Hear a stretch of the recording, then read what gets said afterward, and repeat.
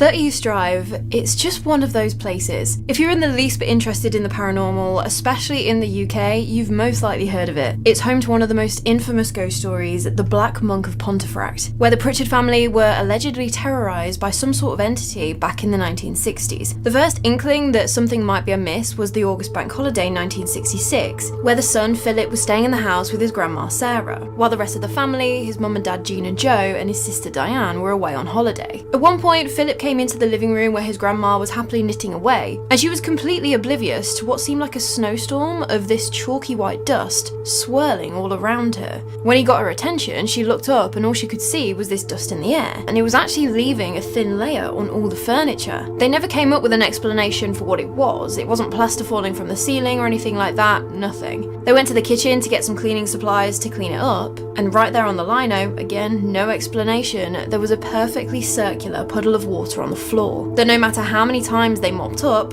kept forming again and again. Not even the water guy who they called to try and find a leak or anything could come up with an explanation. Just as suddenly as they'd started, the puddles stopped again. But the activity was just getting going. There was a tea dispenser that was mounted on the wall, and the button started to get pressed in and was dispensing tea leaves all over the draining board. No one was around, but the button was visibly being pressed by something unseen. Even when there was no tea left in the dispenser, the button was still being pressed. As Sarah just shouted, "Stop it," to seemingly no one in particular, there was a huge crash from out in the hallway behind them. Sarah and Philip very gingerly went out to see what it was and found that there was just a plant pot out of place. The plant that usually lived at the bottom of the stairs had somehow found its way to the middle of the staircase, but just the plant, no pot. The pot was sitting all the way up on the top step. As they were trying to process what had just happened, how in the natural laws of the universe could this plant now be in the position that it was? There was more noise coming from the kitchen. All of the cupboards were vibrating and rattling, shaking all the plates and cups inside. They checked next door, which shares a dividing wall with 30 East Drive, to see if they were doing anything that could be causing this, but nothing. It was getting real late in the day by this point, and after the kitchen cupboards finally stopped shaking, the activity seemed to calm down enough for Philip and his grandma to try and get some sleep. Sarah went to go kiss Philip goodnight when she noticed that he was lying in bed, absolutely frozen with fear, eyes locked onto something just behind Sarah's shoulder. She looked behind her and saw that the wardrobe on the back wall was moving and swaying completely on its own. There was no way that they were going to stay in that house that night, so they went over the road to stay with a neighbour. The morning after, things seemed to have calmed down, but what Philip and Sarah experienced that day was absolutely nothing in comparison to what the Pritchard family would later go through. For 2 years, the house was relatively quiet until August 1968. The daughter, Diane Pritchard, she turned 15 and things started back up again. Jean had been redecorating Diane's room, so there was like paintbrushes, pots of wallpaper paste and things like that on the landing. One night, Jean couldn't sleep, so she went out into the hallway to tidy up a bit, when, with only the light from the street lamps outside, she could see something moving. She turned the landing light on, hoping to get a better look at whatever this was. And just as she did that, a paintbrush was launched straight at her face, which missed her by millimeters. And then a bucket containing wallpaper paste hit the landing wall opposite her, splitting open and covering the landing in paste. And the thing that was moving that had initially caught her attention was a strip of wallpaper, slowly moving from side to side. Jean scrambled back into the bedroom, and only then, when her brain had caught up with what was going on, was she able to scream and wake up the rest of the family. They all came running out onto the landing, where all of the decorating tools were now flying around in the air. The evening's activity culminated in a wooden pelmet, one of those big heavy covers that's screwed into the wall above a window. It was ripped out of the wall and thrown out of an open window. And so that's really when the entire Pritchard family came to terms with the fact that they were sharing 30 East Drive with something, which they named Fred. Every day they would have to deal with inexplicable banging on the walls, ornaments and things flying across the room, and lights turning off by the main switch. At times they even came face to face with a tall, shadowy, robed figure. But it was Diane who seemed to be the main focus of all this activity. One night she was making her way up the stairs to bed when the atmosphere in the house turned icy cold. The lights went out, and from just the glow of the street lamps outside again, she could make out a huge shadow of a figure on the wall further up the stairs. At that moment, a massive, heavy oak hall stand flew flew straight at Diane, pinning her down on the stairs. The lights came back on and Diane was finally able to gather her thoughts enough to scream for help. But even with her brother Philip and mum Jean trying to get this thing off her, it wasn't budging at all. They claimed it was almost like an unseen force was holding it in place. But that wasn't the incident which would forever make 30 East Drive infamous. It was another attack that Diane suffered, again on the stairs. Jean claimed that she was downstairs when all of a sudden she heard her daughter scream and ran down the hallway to see Diane being dragged up the stairs. She said that you could clearly see that something had a hand on Diane's cardigan, as if it was being grabbed by something unseen. According to Diane, Fred's other hand was around her throat. When the family rushed up the stairs to help Diane, the entity let go and Diane was left with finger marks around her neck. After this attack, the family continued living in the house. According to them, the activity did die down, but it never really went away. On the 21st of June 1986, Joe Pritchard passed away inside the house. He collapsed on the floor of the upstairs bathroom and the coroner ruled that he'd suffered a fatal heart attack. Diane and Philip had grown up and moved out, and Jean Pritchard continued living in what is allegedly one of the most haunted houses in the UK, alone, until she moved to a retirement home in 2008 and the house was put on the market. It was bought by a guy called Bill Bungie, who produced the film When the Lights Went Out, a film all about the Black Monk of Pontefract and the torment that the Pritchard family went through. And now you can hire out 30 East Drive for your own paranormal investigation, if you're brave enough. Activity is still allegedly being experienced in all areas of the house, even outside, but the Cole house is often cited as the most negative, evil part of the entire property, and there is a story connected to it involving Joe Pritchard. He never spoke about it while he was alive, so we don't fully know what actually happened, but what we do know was that one day Joe was locked in the Cole house in this tiny little pitch black room and attacked by something. And when I say locked, I don't mean the door was actually locked. There wasn't a lock on the door. There was no earthly way that Joe shouldn't have been able to open that door. And it's important to know that Joe Pritchard was a miner. He was used to spending extended amounts of time down underground in the dark in confined spaces. But when he eventually managed to open the door and get out of this room, he was covered in bruises, a shell of his former self, and was even the one to suggest to Jean that maybe they should think about moving out. And so it's no surprise that with all that the Pritchard family experienced, paranormal investigations today at the house are still capturing evidence of something going on here. Footsteps are often heard running up the stairs, some people see shadow figures moving about in the house, and even our very own Ouija Brothers, before they came the YouTubers that we know now, they spent the night at 30 East Drive and almost got banned from ever going back again. Carol, the neighbour, she's the key holder and keeps an eye on the place. She'd messaged Bill Bungie, the owner of the house, saying, "Don't know what those lads were doing last night, sounds like they were just having a party, clattering about the place, just making so much noise." But the reason was because they were experiencing so much that they couldn't explain, including, amongst an unbelievable amount of poltergeist activity, an ominous growling right by the Cole house, and Griff's dad Peter being scratched twice. And if you've been watching the Ouija Brothers for any length of time, you'll know that they love coming back to this place. And so guys, I hope you're in for a good night tonight on the live stream.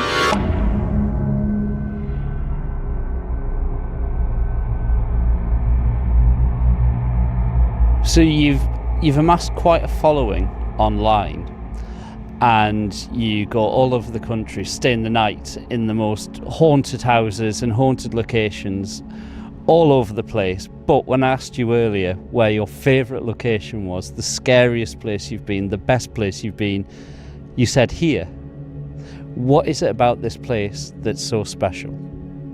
So when the actual first time that we ever come here before we started recording was when we got a lot of activity, and that's basically just spiked our interest from there, and it's the reason that we come back here like all the while, isn't it? Yeah, well, we entered the house for fun, to be fair. We come in as skeptics. I'd never done a paranormal investigation ever before.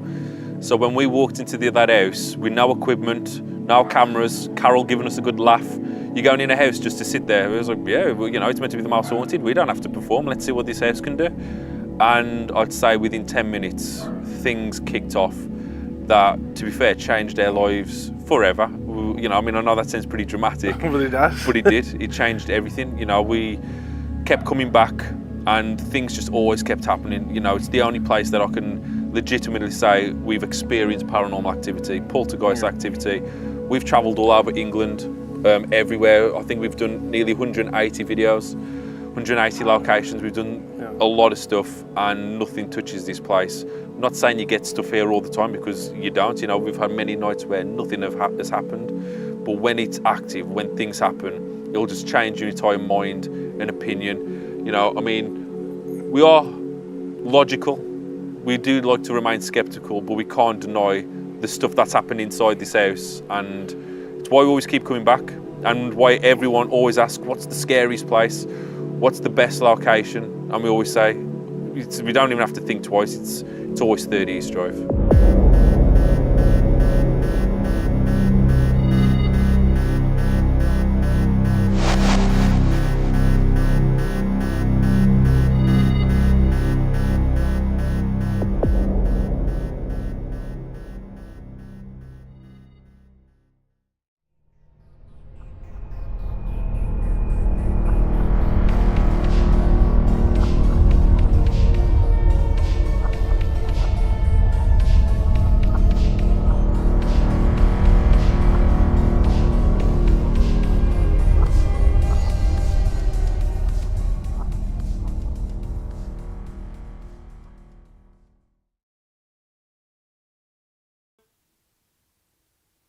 Good evening, everybody. I hope you've had a great Father's Day, and welcome.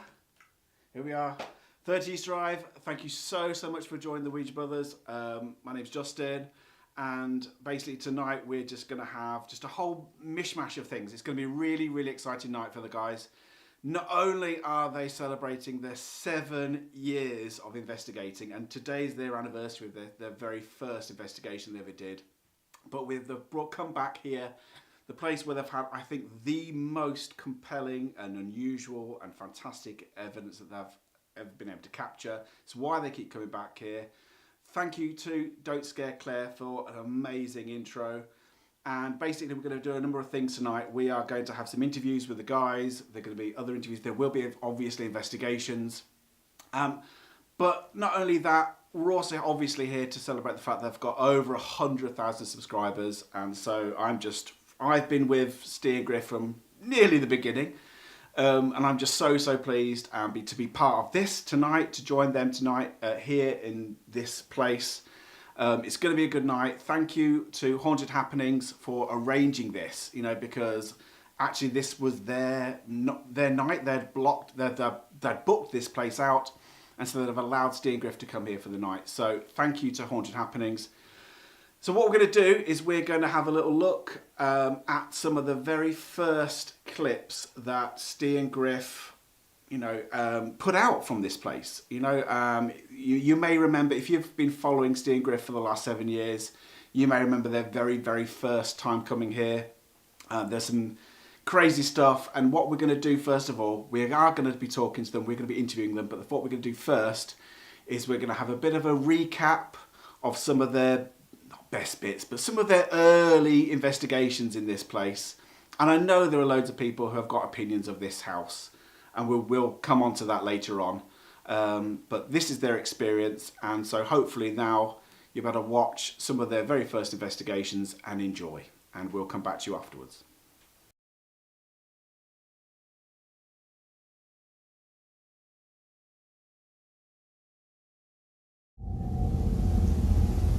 Is there anybody upstairs with me now?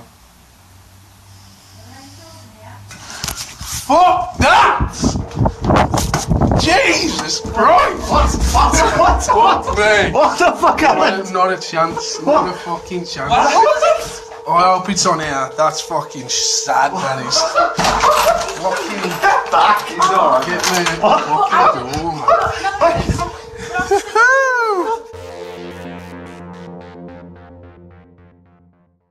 Sounds like it's come from behind me and up above. Are you above us?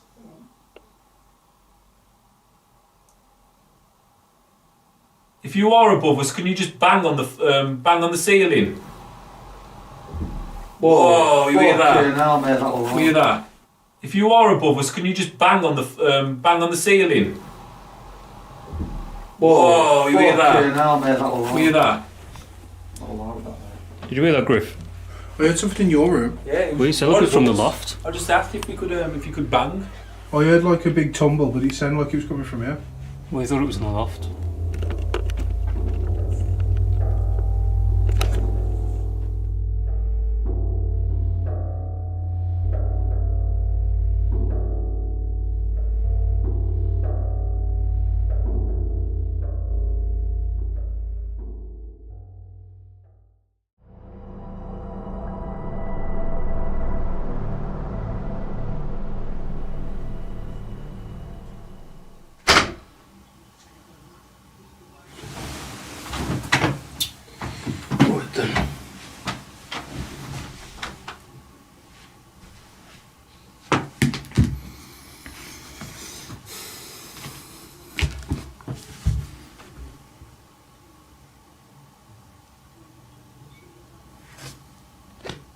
As you can see, right there, bedroom doors just popped open like that.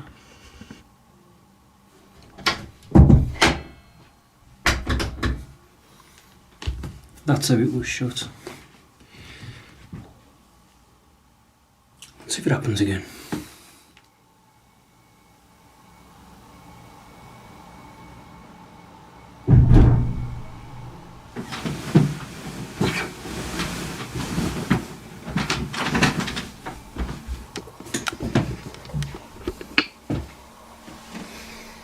Got something going on here.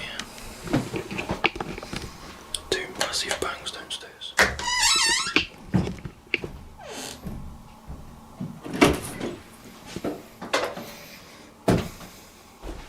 Did you hear that? Yeah, Downstairs. that's what I got up. Two massive bangs downstairs.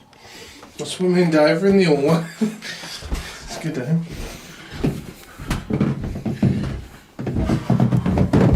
Shook the bed or something. No, that's what I said. Fuck. Did you hear me? I swear.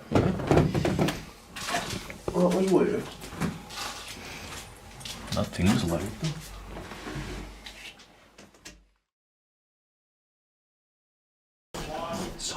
Hi guys, so now you've seen a few other clips. What we're going to do first of all is we're going to do an interview with Steer Griff. We've got loads and loads of questions. I've been thinking of lots of questions for the guys, and what we're going to do, I'll start off, first of all, actually, 100k subs.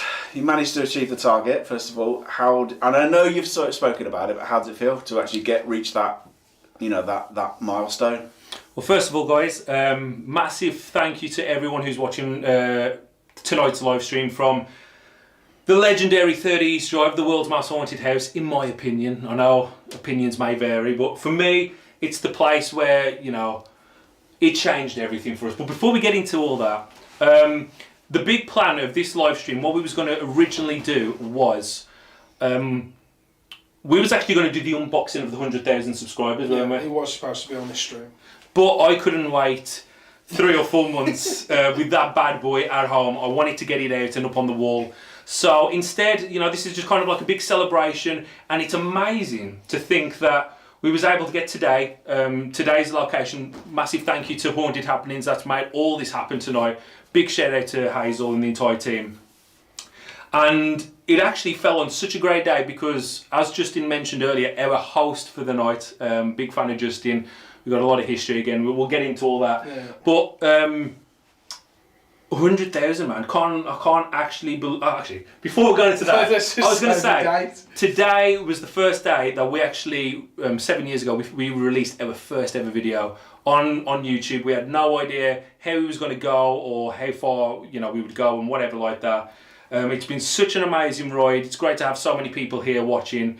We will get to everyone's comments later on, but to be here inside 30 East Drive where it all started, absolutely incredible. And to think 7 years later, we've hit 100,000 subscribers.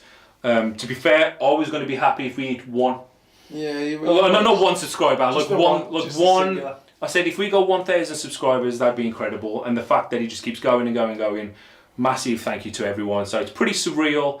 But very grateful. Do not get it mistaken. We do not take it for granted. We appreciate all the support. I mean, it's incredible. To be honest, just judging by over the past few months from the 100k, we're already at like 108 now. It's mad. It's just ridiculous. We appreciate all your support, guys. And yeah, if it wasn't for you guys, we wouldn't be sitting here again. And it's mad to think that Steve didn't even realise that he was booking this on the day. No. Of the exact 7 years today, so it's amazing, and it just falls into place with how this place has been amazing for us, isn't it, really? Yeah. Because just that alone, that we didn't even know that was the day, and then we checked today and it is the day. Yeah. Again, it's just a coincidence, a massive coincidence, a massive place for us both. So yeah, it's just mad. And just before we do start, there is going to be investigating. We are going to be doing lots of different things today. There is going to be paranormal investigating. But, we're inside this house. Most of the time, not a great deal happens. So we're just kind of spending our time just doing different things throughout the night. So, yeah. 100,000, how do you feel? Amazing. Amazing. It's nice. It's nice to be rewarded for a lot of the hard work that we put in. So. All right. So what I'm gonna do is I'm gonna obviously fire away a couple of questions to you guys, obviously. Yeah. So why? And I can pretty much work out why. But why have you come back to? Then. Why? I'm gonna say it. Why have you come back here? Why 30 East Drive? Why not?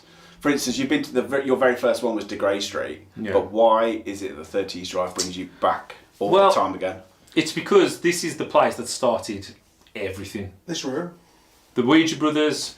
Before it was even the Ouija Brothers, this was my first ever location I ever did a paranormal investigation at. And I mean, that legendary story of our first visit, it's just absolutely incredible, to be fair. So with all the events that happened, like over the years, it only kind of made sense that we come back to this place. I know a lot of people are quite sceptical of it, they don't believe it. But you'll never sway me and Griff because of the things that we experienced on the first 2 years before the Ouija Brothers even started. Yeah. We was coming to locations and just for fun. We had no gadgets. We had nothing. We were just going out for fun. It was mainly the fact that you would watch something and said, we've got to go here. Yeah. It's like an instant, we've got to go here. And then it just evolved from just that one instance of, I've seen this, I need to see if it's real. We're going. Yeah. And that was it. So 2 years, no cameras, nothing, just raw personal experiences as well. Yeah, yeah. And that's where we got like a lot of the activity. It made us fall in love with this place. Yeah. And I mean, I say this all the time. Like, I think this is the only place that's convinced me that the paranormal is real. I know we've had a lot of other good locations. People are going to start throwing up all the titles and everything to me, or my clickbait. But genuinely, this is the one place where we can guarantee and say that we have experienced paranormal activity. And I know a lot of people aren't a fan of that. And a lot of people say, well, show us the proof. Where's your evidence? Where's your proof? We try as hard as possible. Every single time we come here, we try so hard. But we've just got to go back to the days before the Ouija Brothers started. And what made the Ouija Brothers was the activity we had inside the house. It was undeniable. Yeah. I mean, we've gone through it in depth on like other streams, and we've got like a big video. I mean, Claire's even mentioned some at the start. Yeah. But it only made sense that to celebrate 7 years, there's only one location, not 39 De Grey Street. I mean, even though that is a fun place, it had to be East Drive, and plus it's nice to sit down and not have to worry. Yeah, that's Carol. Okay. We don't have to worry about things coming and basically attacking us. So that's why we decided to do the 7-year anniversary at 30 East Drive. And do you guys have obviously you've witnessed loads and you've spent probably more hours here than any other investigator, I would say, in recent years, no, without a doubt. So there's a lot of nothing. Don't get me wrong. There's not a lot. There's a lot of nothing in this place. Yeah. But when things happen, things properly perplex you. So what has been has there been one thing or a couple of things that's been your main highlight for this place? Main highlight. You answer this one. I'll be back in 2 seconds. So for me, I mean, Justin's been with us when we've experienced some amazing things, and for me, the undeniable, like while I was asleep and something getting pushed on me, is probably my favourite and personal experience. Even though we've had all that stuff, like we had the night balls missing, stuff like that, but like to date of what we've got on camera, for me, that was amazing. But it was also scary because something was molesting me while I was asleep, which is saying how good is it? You know, when one of your first instances was obviously being hissed at. Yeah. Right. You know, for obviously those who haven't heard, I think we'll show the audio a bit. You may have already seen the audio, when you was hissed at, and you kind of literally ran from the building. Yeah. That was early days. That was the first day I'd ever come here. Well, no, the third time I'd come here, I was with Joe, Laura, Steve, and we had women singing on the hallway. Now, if we're going to talk about what's my most amazing experience here, completely, then it would be those audible noises that we got. But again, we haven't got them to show you. They're on a different phone. It wasn't when we was the Ouija Brothers. So like those audibles and the singing of the women on the hallway. Yeah. And that was amazing because it was like someone was just singing there. But again, that was before we was the Ouija Brothers.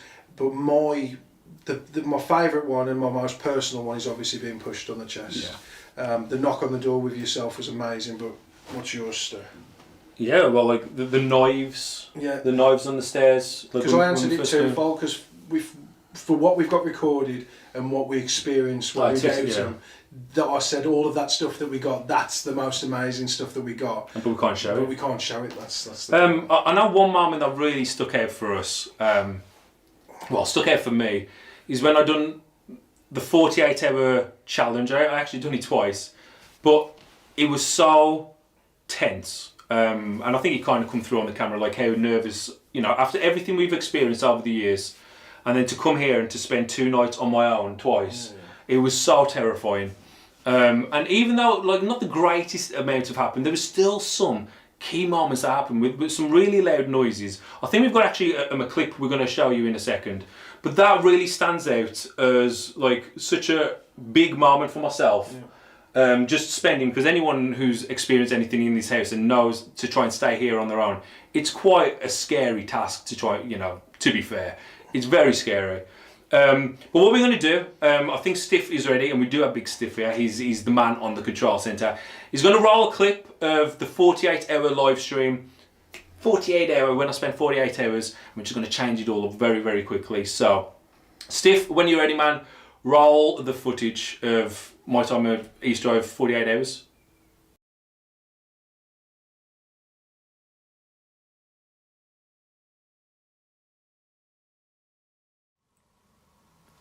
Come on, Spirit. Oh my God, you see that? Hold on. Hello? Could you do that again, please? You can just hear some music outside. If that's a spirit, could you come and interact with the device again, please?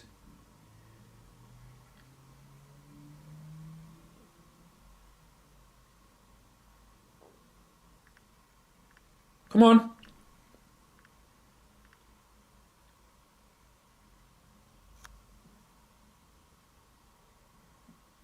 Fucking hell! What the f*** was that?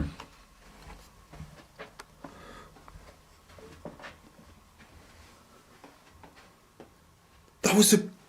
Did something get thrown? That wasn't a fucking pipe. That was not a pipe or anything creaking. It definitely come from here. Where the hell is he? What was he? Yeah, the marbles have gone. I did kind of kick him out and kick him earlier. What?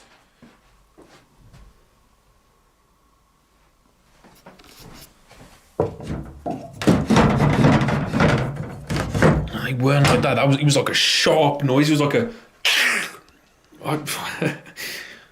Oh my... Hello? Fucking hell! Fucking hell!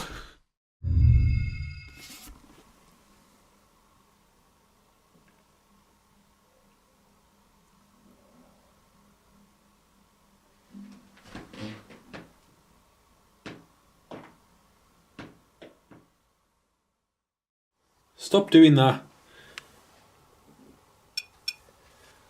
Whatever. Just let it keep beeping. You gotta impress me, you gotta hold it. Solid, that's nothing.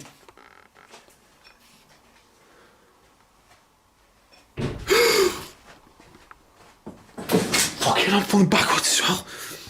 Shit in hell. Oh, fucking hell, I just nearly knocked this over.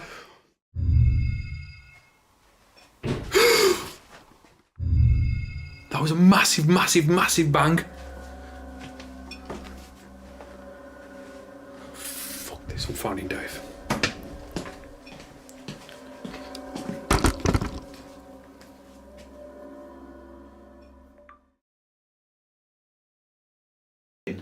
Everything.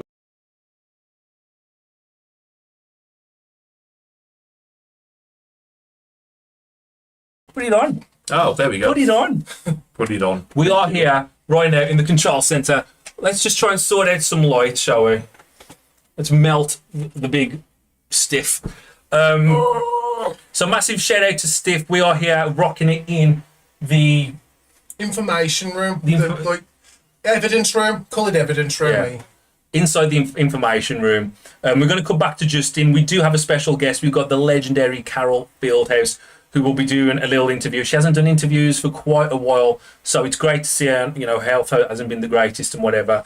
But we thought we'd just come and show you guys on the stream, see how it's all going. We've got 658 people watching. Massive thank you to everyone watching. We did have a super chat from Will the Beast, a super chatted £20, sorry. My mistake. Yes, boys, the work rate at the moment is insane. Keep it up, man. Much appreciated. And Stuart Quinn has super chatted £20 as well. And then there's 3 before it. They've just members for 3 months. Christy, happy Father's Day. Yvette, happy Father's Day. Hit the thumbs up, subscribe and share in DNA Resin. So it's nice to see so many people. Remember, share it out, like, and we will be doing the paranormal investigation in a moment. But how's the night gone so far, Steve? You enjoying it? Smooth, as far as I know. Did I turn the webcam fucking volume I didn't turn the on? webcam volume on. That was the first mistake, yes. Yeah, the pressure has finally cracked to him. So, hey, people were saying good job earlier. Yeah. You did a good job. Yeah, man. He's doing a great job. Like I say, you know, Steve, you know, you've got a lot of history with this place, ain't you, Steve? Do you want to explain to the audience what you've experienced inside this place? I had someone hiss in my ear and then run off. As brief as that? As brief as that? As brief as that. But I shit my pants. Yeah. It was... But you don't believe, do you? No, I don't. So, I still don't, but that's the one thing, and you saw my reaction. Yeah. And if that could have been on camera, I would have won an Oscar. Yeah, definitely. Like I say, happy Father's Day to everyone out there. If you are celebrating Father's Day, if you are a dad and whatever. Even your mum says that I did, because she was there. Yeah, man. Nice to see some of the mods. Big shout out to DPI, big love to Stiff. How's it going, Rebecca, Sarah, Carl, the Ouija Mama, Jan W. She actually become a member. I think that could be the first time I've seen her being a member. Lots of people. Getting better, that's what it is. Yeah, man. It's Zariah Cat, just remember that name. It's great to see so many planchettes in the chat, man. Much appreciated. So we're going to be live tonight for about 2 hours, I think. And after this interview that we're going to be doing with Carol, Justin's going to be doing with Carol. It's going to be interesting because she did come in straight away and she wanted to tell us some stories. But I was like, no. Leave it to the live stream. Save it for the live stream. You know, we want to hear what's been going on inside this house. We wanted to hear it along with everyone else at the same time. So we're going to get onto that in a minute. But we thought we'd come and show our appreciation to everyone who's watching right now. You're hearing it as we're hearing it as well, guys. So it's great to be live, isn't it? Do you want to tell them that we're swinging it? Yeah, we can swing in a minute. By the way, guys, I am rocking the new Ouija Brothers Nightlight Edition merch. So hopefully, you know, obviously go check it out at theouijabrothers.com. Stiffy's rocking Super Ouija. Wait. And Griff is rocking the Sega Ouija merch. I mean, we've all linked up. However, this wasn't organised. This wasn't organised at all. No. This was literally us just putting what we felt was best on. So you can say Stiff's a Nintendo boy. A massive shout out and thank you to Beardo Gets Scared for the £10 super chat. 7 years. 7 years. Of Amazing. awesome. Much appreciated. That says 7 years, if awesome. Ooh, yeah. Throwing some shade there. It's you got to love them drama, typos, man. You got to love them typos. Helen Lyon, member for 45 months. A lot of months. Man. It's a lot of months. Absolutely incredible. Thank you so much. To all the members, to all the donations, everyone who's rocking a Ouija shirts. Much appreciated. But anyway, should we get on? Yeah. So we're going to get on. So what we're going to do, guys, we're going to hand it back over to Mr. Justin, Carol, and Carol. But not yet. We've got to get them prepped. We don't know if they're already in mid-story. We have no idea. We're gonna roll that. No, we'll just jump straight into the interview. Straight into it. So remember, guys, this is live and raw and everything. None of this is pre-recorded. This is all live. And we will jump into the investigating, going upstairs and spicing it up very, very soon. Julie R, member for 10 months. Love the real paranormal investigators. Thank you so much. Kaylee J with the £2 super chat. Happy 7 years, guys. Thank you so much. Very kind of you. And we're going over to Mr. Justin Kell right now. Right, guys. So we are joined by East Drive legend, Carol Fieldhouse. So obviously Carol is the key holder. She's the person that comes in and looks after the property as the owner's not here. For anybody who doesn't realise, obviously, that the house is empty. It's not, nobody lives here. But, you know, anybody who does come here and wants to investigate here basically has to pick up the key from Carol next door. And it's quite nice to have Carol because obviously Carol knew the Pritchards when they, you know, obviously knew Jean and things like that. So she can give a bit of more backstory to the family, to what they experienced, to the stories around this place. So, first thing then, so I'm just going to peer over the camera to you, Carol. Fine. Let's separate fact and fiction. I've asked you this before, and I've previously talked about the Black Monk of Pontefract. Yeah. Complete fiction, or is there any kind of truth to it at all? Truth. He's been in my house 3 times.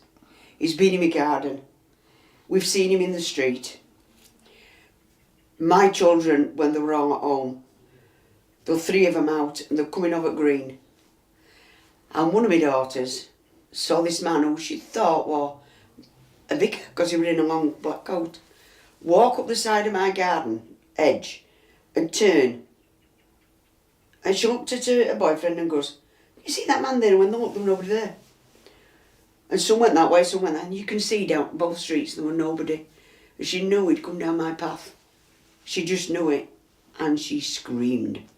And at what point did you, obviously you knew Jean Pritchard, and was she still, I take it she was still living here when you first got to know her. Did she ever talk about what happened here, or did she reveal much?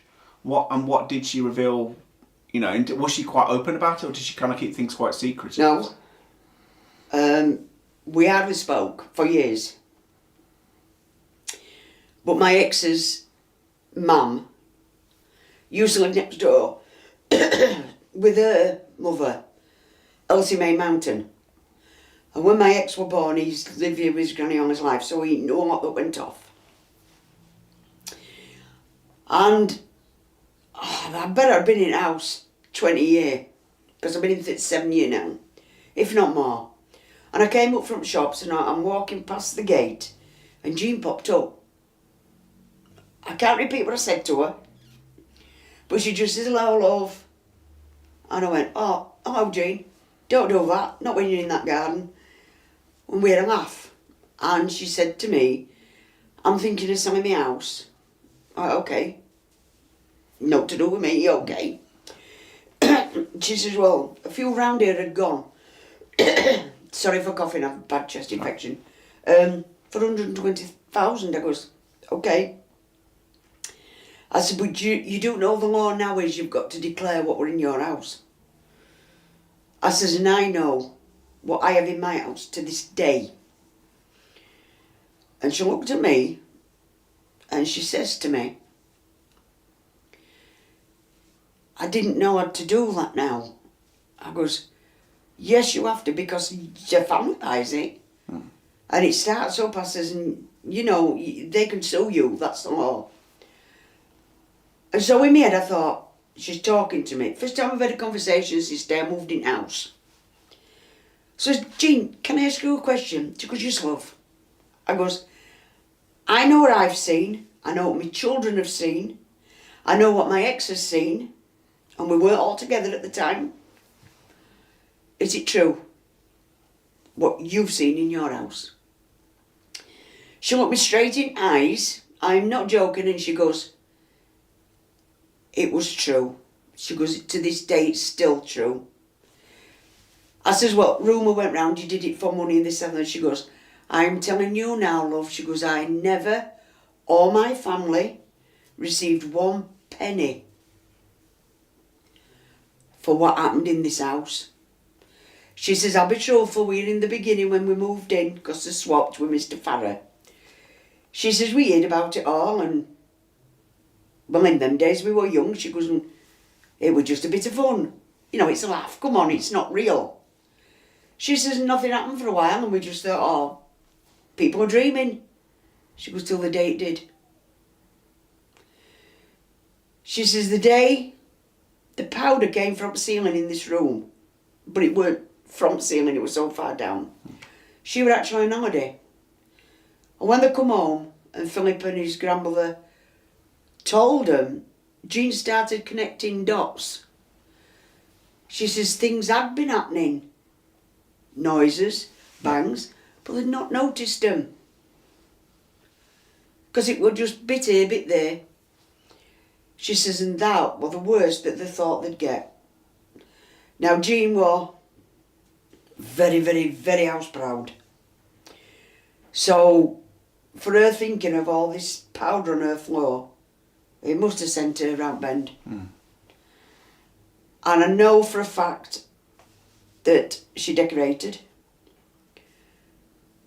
Because my ex's grandmother, obviously, Elsie Mae Mountain, were round. And she shouted for her one day to come round. And she goes, just look at this. And she decorated in here. And as fast as she put it on, it was pulled off. Now, it's nothing to do with walls and damp and God knows what else. Because it happened at one bit in mine and we tested walls, we had somebody out, nothing wrong, and papers stayed on ever since. So her son-in-law, Diane's husband, he did all this artexing. Now, I moved in here in 89, so it was beginning at sorry, beginning at 90s all this were done. That was that. That was first and only time I spoke to when I went home. A couple of years later, of things still happening. My youngest son was still at home then, and he was 16, he was sat in the house, and my TVs were in this corner, same as this one. And he says to me, God, Mama, how can you stand that noise? I went, well, I've got telly on 70. And listen, weird skipper. Jean. And it laughing at her. Weird banging in here, but we've always said banging in here. Jean did actually tell me that she didn't come in here, she lived in the kitchen. And then when Bill got house, there were locks on these doors, and they were locked. So you couldn't come in here. And a few days after that, I went to the shops. I'm coming home, and Philip was mowing front lawn. Never spoke to Philip. Never. In all, 20 odd year. And I went, excuse me, Philip, can I have a word? He went, I looked up, he goes, yourself, what's the matter? I goes, does your mum have your Diane's son living with her? He went, no, why? I well, for the past few weeks, noise has been that loud in your mum's. Television's been that loud. I've had to put mine on 70 and we could still hear it above that. I says, and me and my son were listening to Skipper one night taking mick out your mum. He looked at me and he went drop white. And he goes, Carol, Skipper went to Parrot Sanctuary 4 years ago. I went, no, we heard him. He goes, my mum ain't even in that house. He says, she moved 4 years ago. I've gone telling you this now. He says, in fact, there's no furniture, there's nothing in that house. He says, I come and open the back door, get the mower, mow this grass and put it back. He goes, and you will not get me back in the house for love nor money. I was going to ask about the kids, because anybody who's read, obviously, about the history of this place and thinks that the centre of it was around Diane. You know, she's the one that's supposed to be She just happened to be there at the time, let's say that. But I've experienced the most activity coming from Philip's old bedroom. Yes. Which one do you think either of those children were the centre of it? And if so, do you think it was Diane or do you reckon it was Philip? I think it was Diane, because you're female. And if you have time, I can explain that. Do you know Sue Nicholson? No. Famous psychic medium from Bishop Auckland. Right. She was on Sing Sing Murder with Debbie Waller and Shane Cruikshank. Now, every time I was fascinated with programme, like we all were, most haunted. And then a girl turned up here one day, a few years ago, you'll all know her now, and I opened the door to her. I don't do much cleaning, I sit on my backside because obviously with health problems, and my team were in doing it. And I opened the door and she goes, is this the house I get a dozen a day coming to my door. Every single day I do not get a rest. But something seemed to tell me to talk to her. And I goes, yes it is. Who are you? She goes, I'm Sophia. Oh, I'm working wherever, and every time I put my sat-nav to go back to Manchester, it's bringing me here. I saw there's a reason why you have to come in. Anyway, she come in, and you'll all know the story with Sophia from then on. But she'd been in and she asked if she could stop a while. She was fascinated. And I says, yeah, you can stop a while and, you know, don't bother me. I'm off back round home and haunted happenings are in. They don't come in till 9. A few hours later, I come round to make sure she was up because we heard nothing. And I didn't know if she'd gone or passed out or whatever. Anyway, I come in, she sat there and she goes, I've got something to tell you. And I went, what have I done? Do I owe you any money? You know, I'm a joke. And she goes, I've been with Sue Nicholson. I thought, I know that name. She goes, and I've wrote a book for her, this and other, she goes, and I've asked her to come here.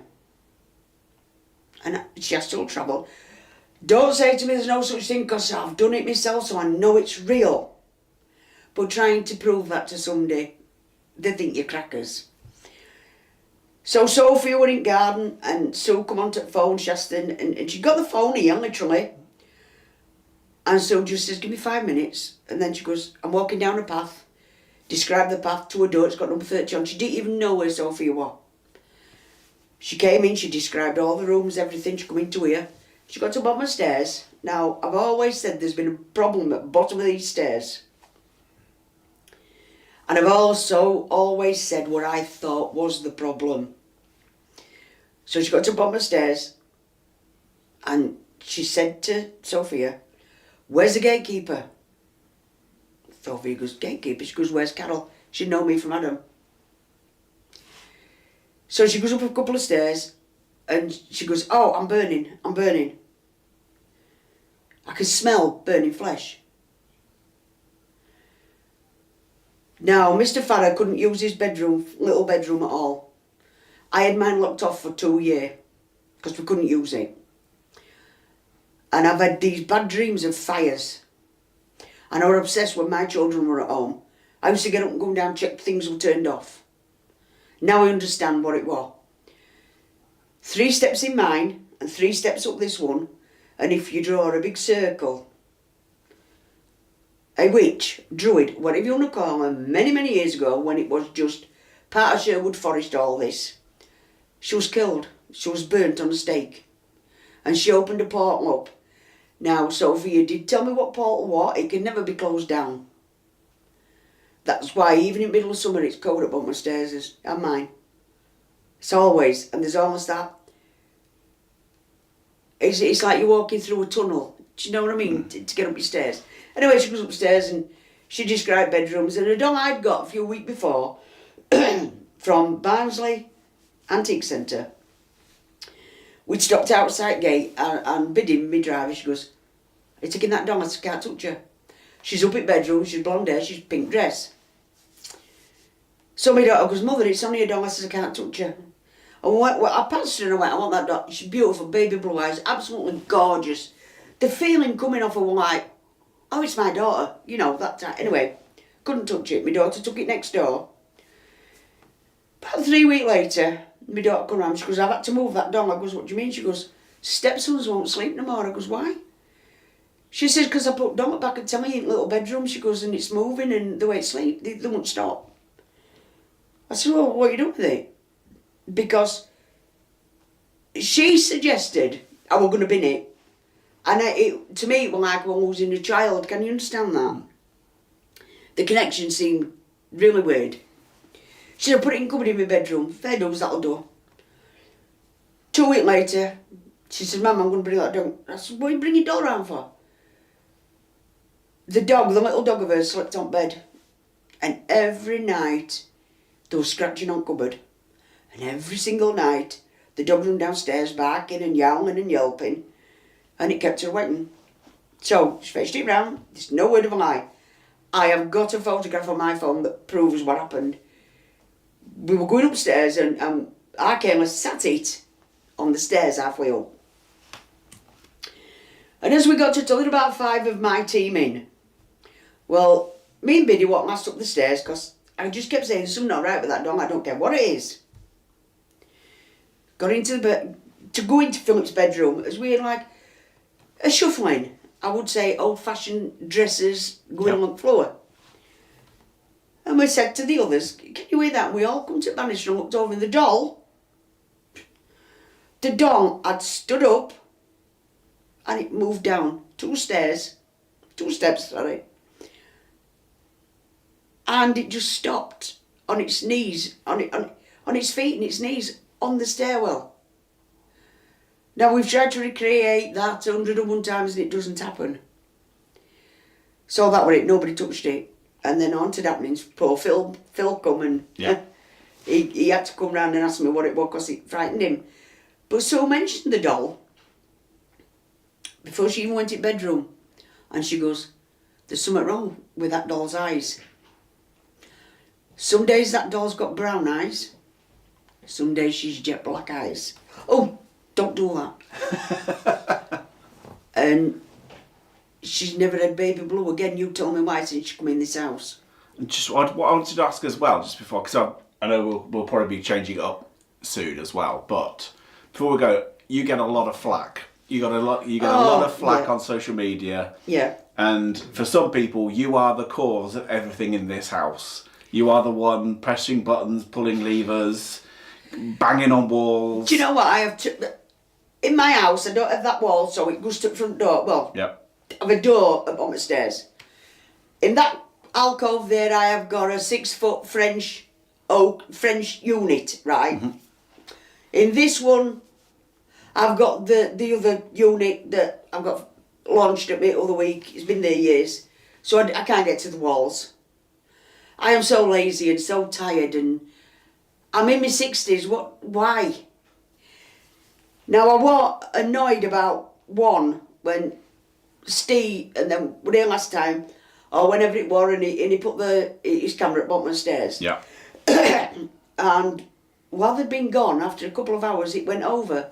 And this idiot, come on, I've had a few run-ins with this idiot, and you can put that on because I don't care. Oh, it's that Carol Fieldhouse again, and I went, do you know what, I must be bloody good if I've done that. Anyone that, because people said, have you ever been to that house? Well, no, but he knows somebody that. And listen, if somebody you know's been to the house, they'll know very well that there's no letterbox, because apparently I'd put a stick through and knocked it over.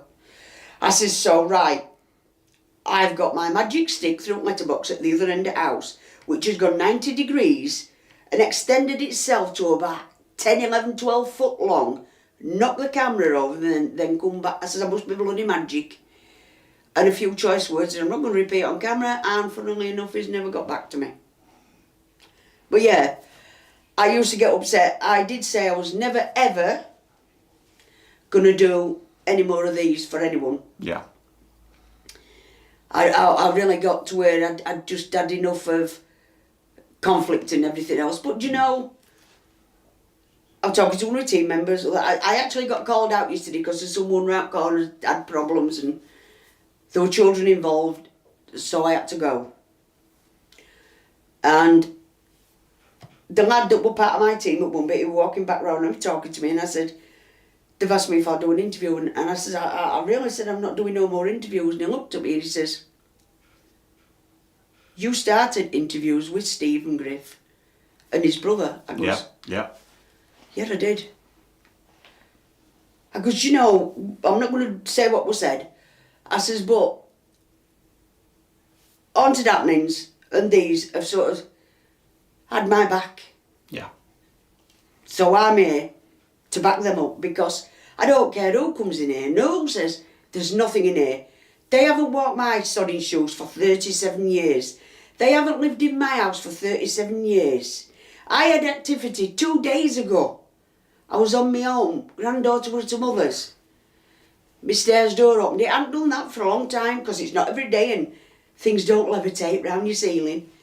And the door opened. It weren't just an inch like it normally did. It opened a good foot. And I'm sat there because week before all that stuff, my records and everything, my Ghostbusters were all launched at me. So I thought, do I run?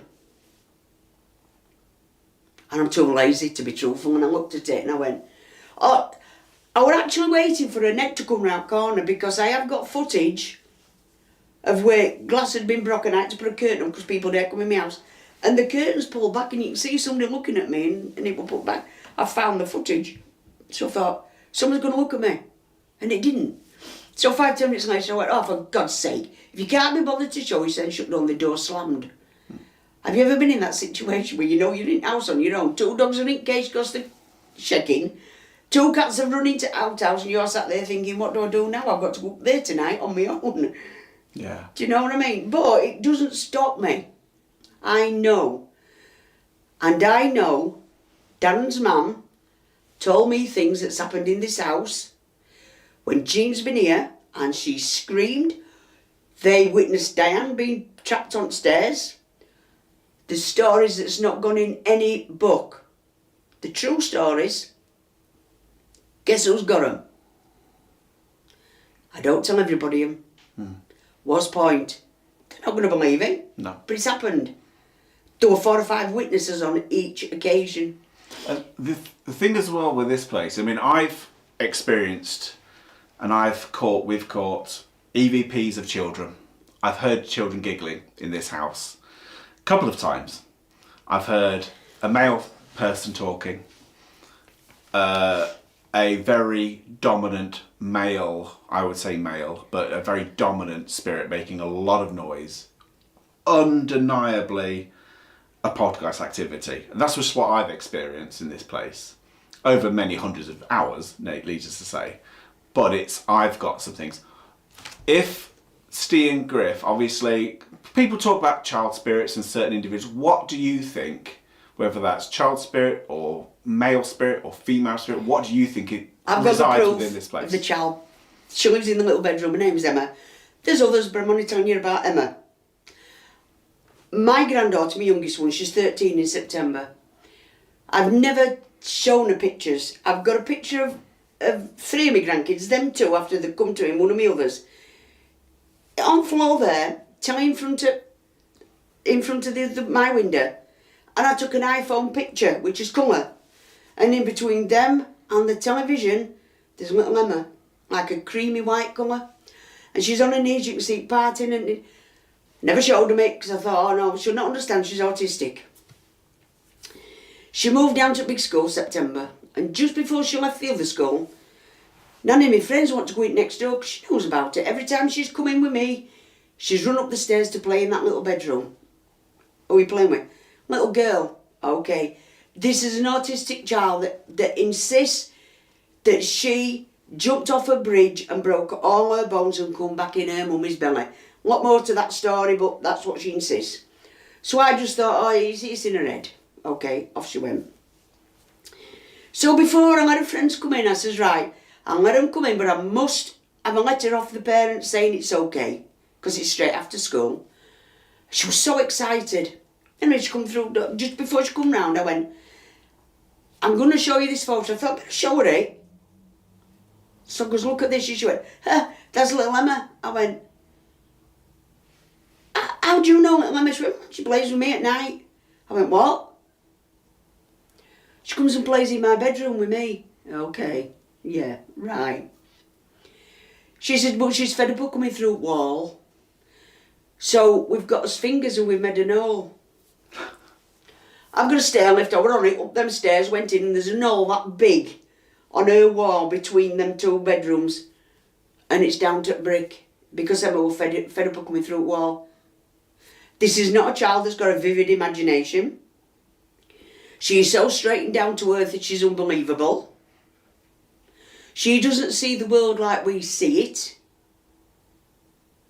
Yet she's got a friend. And I was so shocked when she knew who this child was. Early hours at morning, I'd shout, I bet you probably hear me in here. Go, I bet you, shut up. No answer. And I've got up and gone in bedroom and she's been fast asleep. Who's been in bedroom making noise? So yes, I know these are true. I know these little elemental things. They're like little rats in my house. They've run under my furniture. And whoever's come in screamed and I've had them lifting furniture. There's nothing. We've caught them going up walls. Nothing. We had... They come and put me in an old bathroom, a shower with a seat. And they had to go in the attic. Well, attic was screwed down, not by me. It's exactly the same as 1A, you lift up. The young lad was trying to get in and he says, I can't get in, missus. I says, I'm sat up on the stairs on my seat. I went, I don't know what to say. This was at Friday. At Monday, he fetched his boss. WDH. Never had a problem with him. And his boss come in and he's one of them, oh, yeah, I'll get it. Half an hour later, I got up on the stairs and I says to him, how are you doing? He goes, I don't get it. It won't. Anyway, he managed to hammer it up a bit. And then he was using something to cut something. And I said, I'm off back at room, I goes in room. And he come down and scratching his head and he goes, I don't understand this, love. I goes, have you got in it? He says, yeah. He says, but there were 4 6-inch nails screwed from the inside down. How can that happen? You tell me how can... But he witnessed it. Now, the lad should have gone up in the attic to put a wire down into the bathroom. They ended up getting a long pole to do it because every time they lift the door up, I did at one bit have a bit of flooring put down for kids' presents. And this flooring was being ripped up, and I can take you around now and you can unscrew all they've done. And it was being thrown onto this thing as he was lifting it up. So when they'd finished and he come down, there were 4 of them and they all run down together. Right, well, we've done that. I says, oh, have you left me a mess? And he goes, it's shut, it's screwed back up, there's a big board on the outside, it had umpteen screws in and there's so many screws been removed already. I can't get up there and do it. What did it? It's not me, it's not Jean. It's not people that's coming in here. This were an independent person that witnessed that. But hey, we're all crackers, aren't we? Thank you so much. I mean, it's just a joy to listen to you again. It's been a while since I've spoke to you. And I know you guys at home, like I say, it's just so nice to have kind of Carol in. Thank you so much to Carol. But also, you're welcome. What we're going to do next is we're going to watch actually a couple of clips from when the Ouija Brothers were back here. That was a couple of years ago. It was a Halloween special. You might remember it.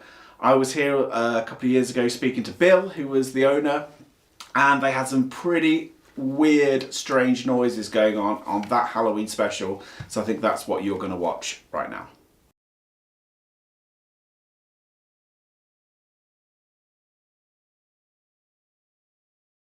I am a marketing guy and it does sound like a great marketing idea, but I honestly, genuinely am terrified of what's in this house and I will not spend the night in this house. It terrifies me. What kind of draws you to that conclusion? What have you experienced things whilst you've owned this property or experienced things for yourself which you think actually categorically that must be something in here? In this house has made you think that? Oh, I've experienced so many things, and bear in mind daytime because that's the only time I'm here.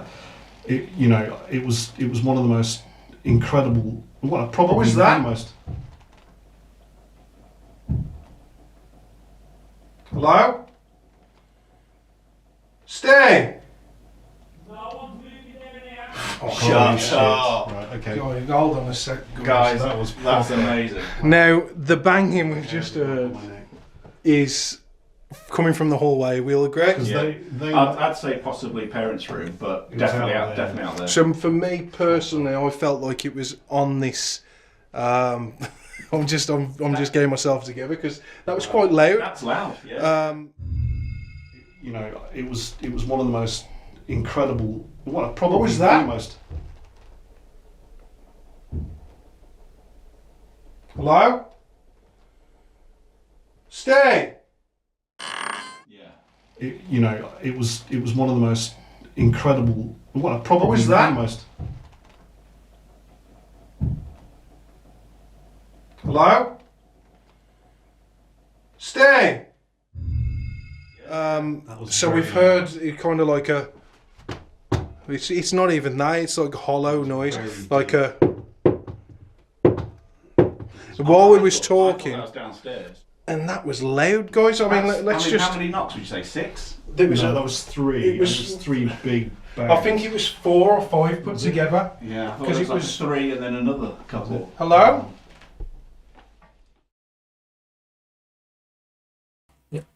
You know what we'll do? Yeah. Check. 1, 2. Yeah. Is everything good? Yes. Hopefully you guys enjoyed that. Always amazing to have Carol, and for her to come over and to talk and to do an interview is pretty nice. You know, it's Especially when she's not feeling very well as well. No, she hasn't felt well like for the last year or two. She's had it really rough. I think that's the first interview she's done in quite a while. So massive honour to always have her on. Always get on with her. She's got so many great stories. Well done to Justin for interviewing her. Trying to. We want to say a massive shout out to. We did see some. It's 10 gifted, wasn't Yeah, to Lockpick World with the 10 gifted subs. Thank you so much for that, Mr. Lockpick or Mrs. Lockpick, whatever, whichever way you know. You just created a whole family. Yeah, but much appreciated on that. And now what we're going to do, guys, you know, we've done some of the interviews. We're an hour into the stream. We are going to get into me and Griff. We're going to go upstairs and we're going to do a live paranormal investigation like how we usually do. So that's what we're going to do. But before that, Carol, I mean, like when she come round here a second ago, she brought a gift and I had no idea that she'd done anything like this. And she said, Steve, this is for your mum. And when I seen it, I was like, what is she having now? I deserve this, you know, it looks proper good. But she said she was just so proud of us, like my mum. So she made it for my mum, Carol. And it looks pretty amazing. And we're actually going to show it on stream right now. And is it like them little beads or something? Yeah, it's like little, you got it. Yeah, it's the little beads. And looks like we never asked her to do this. You know, she done this off her own back. Yeah. Absolutely, actually, the detail in it is actually really good to be fair. And it's like the planchette design. I don't know if you guys could see it. It's over there somewhere. It's that planchette design, but absolutely incredible. So thank you, Carol, for doing that for us. Like I say, we had no idea she was going to do that. So big shout out. Actually, we'll put that in the bag in a second. I don't know if we missed any of the donations. Julia has been a member for 10 months. Thank you. And Helen Lyon for 45. I think we already done those ones. But sorry, AV Stevie, we are all proud of you. Cheers, Steve Griff. Thank you, AV Stevie, for the £20 super chat. Much appreciated. But I think it's time because people want to see a paranormal investigation. It's like dark and then. I know. We'll move. Oh god. It's stiff. Look at that. I'm blocking the light, I think. It's taking all the lights. But what we're going to do now is we're going to switch over and we're going to get ready. We're going to get ready to do an investigation. Say we're an hour and 10 minutes in. We're taking too long, in my opinion. So, should we get on with it? Fuck off. Well, I wasn't talking to all of you, by the way. There was specific ghosts on Trent, I think it was. what are we switching to? Switch to main camera, Stiff. So Stiff and Justin are going to be in here, and we're going over to the main room to get the cameras. So we're going to have some work here, guys. Where's the bags? The bags are on the table. Stiff, talk to the fans. That's all right. Is he switch? Oh, which is camera 1 and which is camera 2? No, I'm just.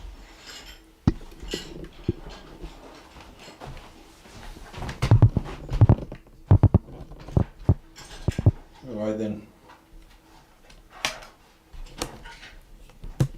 Into the dark we go, people. What a shot. Do you know which camera's whose? You turn it round here and see if it's inverted. That's how I know. Inverted? This one's yours. This one's yours all day. How do you know? Actually, I know 100%. I can see the markings on the. No, that one's yours. I don't think it is. It is. No, it isn't. Because your camera's more scratched up because you have the crap all in your bag. Oh, I see. I'll be able to tell you in a sec. How can you tell? Yeah, that's mine. Because when you turn it around, it flips, doesn't it? Mine doesn't flip. Yours doesn't flip. So when you turn it like that, yeah. When you look in it, it doesn't invert. Yeah, so that one's mine then. This one's mine. Yeah. That one's yours. This one's mine. All right. Anyway, guys, it's mad. We're just arguing over cameras at the moment. They're everyone's. I've got to switch this out. Right, so you turn the light off. Are we dark? Yeah, we're in the dark. Have you not got a torch, just in case? No, I've got nothing. I ain't prepared, am I, that I may? Says we ain't been here for 5 hours already. Yeah, we haven't. So, yeah. This is going to be fun. I mean, the amount of cable we've got going through this house, guys, is unreal. Remember, Stiffy, if you need to turn, like, either... It could be Griff's camera, like, his microphone, because of the two. If you need to, just do that. So that's just a bit of tech talk. Nothing for you guys at home to worry about. But it's hot here today, ain't it, 30 East Drive? I believe that it's the average heat for June. The average heat? Yeah. But this house has always been warm. Like, when it's warm, it's red hot. Yeah. It's like, this is what do you call your house? A south-facing house, is it? Something like that, where the sun's on it all the time. Yeah. So what are you doing now? Putting my brackets on. Where do you put it? 15%? Around there. Yeah, like, is that the right way around? Sorry, guys. That's the right way around. I swear to God, I'm going to punch someone in the face. Yeah, that's right. Well, hopefully you've got it the right way. I swear to God. I hope it's the right fucking way. You have moved your mic as well. So that's probably a horrible sound for all the fans then. Was he? Is that on now? Yeah, I believe so. Actually, I'll take the one camera. Yeah, you go first. And then I'll just get my torch. And I mean, look, guys, I should be prepared, shouldn't I? But I'm not. I'm not prepared. Right. Yeah, just a little backstory to what we do. I'm just presuming that you're watching my side. Yeah, we haven't done a live stream like this for quite a while, to be fair. I know the wires are The old tangled. You what? So the tangled a little.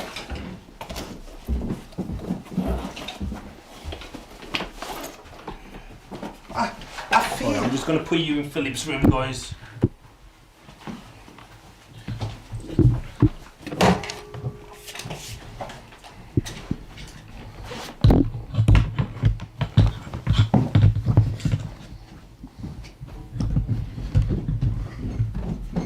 You could.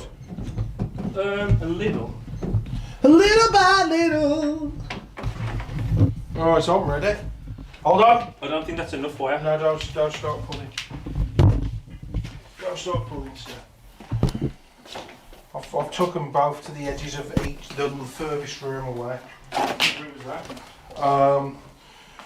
The what's your face's room?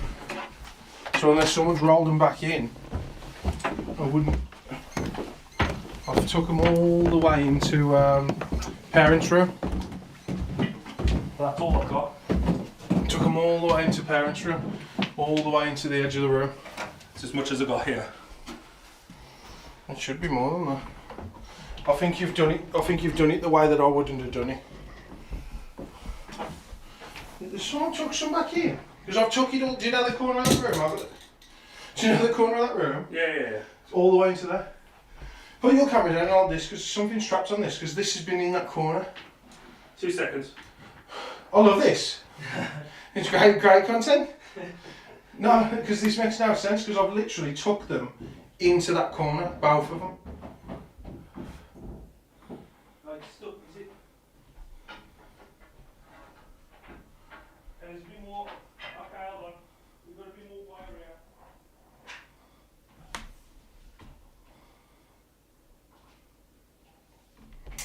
here. The funds of being a paranormal investigator with wires. Yeah, I don't know what's going on. It's like someone's took some in. Shouldn't be like this. Anyway, turn that the fuck off. Alright guys. Dark room. Just get in there now, Okay, there's a bit more here. Yeah, I just don't get it. Walk with it. There we go. And then there's a bit more here as well. Yeah, so like that's the core. That's for yours, isn't it? Yeah, sweet. So look, I walked them both into this corner. Look. Yeah. So I don't know what happened. So this is the behind the scenes footage, guys. Of us trying to sort cameras. You You never see. Well, we never see it. Joyce. We're usually wireless. Yeah, but usually we have other issues going on. We've always got issues. Everyone's got issues. I ain't got no issues. But no one wants to hear about our issues. Maybe you do, I don't know. Do a group talk. Go on then, so what's been going on this week, Steve? Yeah. Well, I woke up and I went to the shop to get milk and couldn't get any milk, and it's one of these. Crazy. But, right then, I'm putting my camera on the top of the stairs. I don't think this is a good idea in the slightest. It's dragged down. Not with all these wires fucking going everywhere. If you fall down the stairs, it ain't a poltergeist. It's my dodgy placement. Anyway, one of our favourite places to come, guys. This is scary. Okay, so we've come upstairs into the most haunted house in England, in our opinion. You know, we've seen some of the comments, and I think we always say, I fully understand it, and I'd be the exact same, you know, like this house, it does make a lot of money, Bill makes a lot of money from it, but there's been a lot of reports, a lot of incidences where people have experienced activity. Me and Griff started the paranormal for a bit of fun, and we had some of the best things that we simply can't explain, like, how do you explain your own bed quilt being pulled away? How do you explain mobile phone devices, not an app, but a mobile phone device, breaking up into pieces, battery removed, all the case and everything removed. Yeah, when we set it up on a pillow inside this very room, inside Philip's room, it was left on a pillow with vibration mode and everything all turned off just in case he had a call or whatever like that. We took all the precautions, and yeah, when we returned home, it was on the floor in pieces. Did you want to stop recording? Record stop? Nah, keep it. Alright. So, I mean, explain that. You know, I'll explain it for you. How does that work? I'll tell you. Do you want me to tell you? We've had things step on the bed as well, like when we've been like sleeping in there, we've had things walk on top of it. We had a big polystyrene ball that disappeared. A ball about as big as my fist. Disappeared in the living room. That heating's on. Yeah, no, I told him not to put it on. Shall we turn it off? I told him not to put it on. Jeez. Just switch the boiler off. Do not come to East Drive in the summer with the boiler on. No matter what the recommendations are. How do you turn this off? Fucking have that. Good night. Right then. You know what we forgot? What? The tripwire. Yeah, I forgot it. It's downstairs. Should we go grab it? Nah. Fuck's sake. Alright then, Griff. What? Do your worst. I'm going to do anything. I think there's a lot of stuff that you just said that we need to talk about. Go on then. Like? The boiler. Like, you got the phone chucked off. Oh yeah. There's loads of stuff, to be honest, guys. And you've heard it all before. And are we sick of saying it? We still might Probably not. Fascinated still, don't you? Probably not. No, but I'm joking. It's the reason that me and Steve enjoy doing what we do, for the most part. When we get spirits coming after us, or a spiritual disagreement, or do you know, like philosophy as well, isn't it? Because it opens up your eyes to different things. Yeah. But this place here, not this room. I should really be in Philip's room, because I spend most of my time in Philip's room myself when I'm in this. We'll go and head into Philip's room. I'll light the way.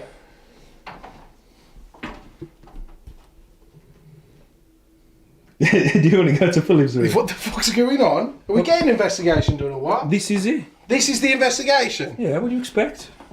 What do you expect? I like that. Do your worst. Oh shit. I just love cable management, I do. Yeah. Oh, that's as much as you got. Yeah. I know, it's enough. I don't want to get on the bed. So this room right here, guys, the one with the old Donnies. Yeah, I think so. The Osmonds. Oh, the Donny Osmond. Donny Osmond's one of them, yeah. Donny Osmond. So this room here, this very room, I'll have a look around you, because I'll do a few pinpoints of where we've seen stuff, where we've sat, where we've slept. Yeah. And where are we sleeping tonight? Where am I sleeping tonight? Hotel. Now. I know, blankets. It's a good job, it's warm. Yeah. I got my sleeping bag. We do enjoy our time spent here though, guys. This is, like I said, you can never be too sure of what's going on in the East Drive. And tonight could be the night that we've been waiting for. Tonight could be the 1%. So, there used to be a table here, just right here. And on this table, we put the phone, when we recorded for 4 days straight. And Steve's obviously told you about what happened there, about the phone being thrown, smashed. And the only explanation is... Bits? Weren't he? You are? He was in bits. Yeah, just in about several pieces. Yeah. And then right here, saw a figure, well, not just so much a figure, like the impression of a little girl.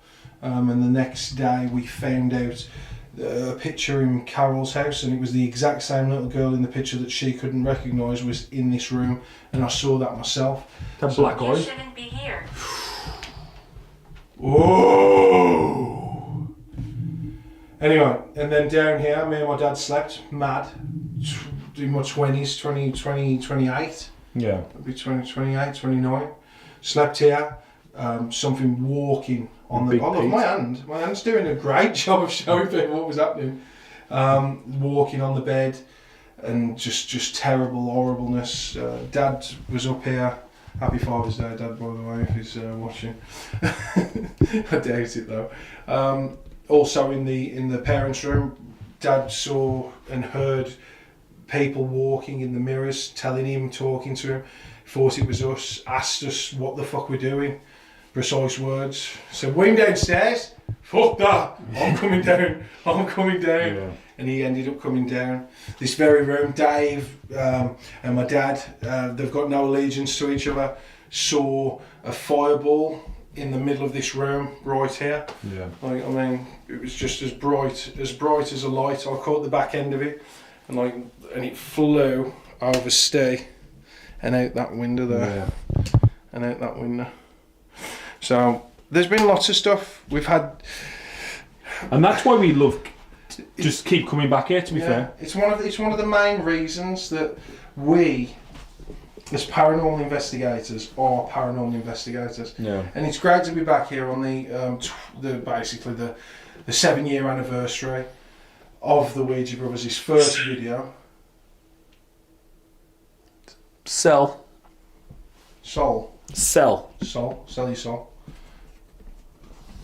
Carry on. 7 years of the Ouija Brothers. And it's amazing that you guys are here with us. I don't know how many people we've got in the chat. I don't know what's going on, but we appreciate all of you. And tonight you're going to see firsthand of hopefully what this house can offer. Yeah. I want to say a massive thank you to the Paranormal Monkey for being our host and looking after you guys and doing the introductions. He's so good at it.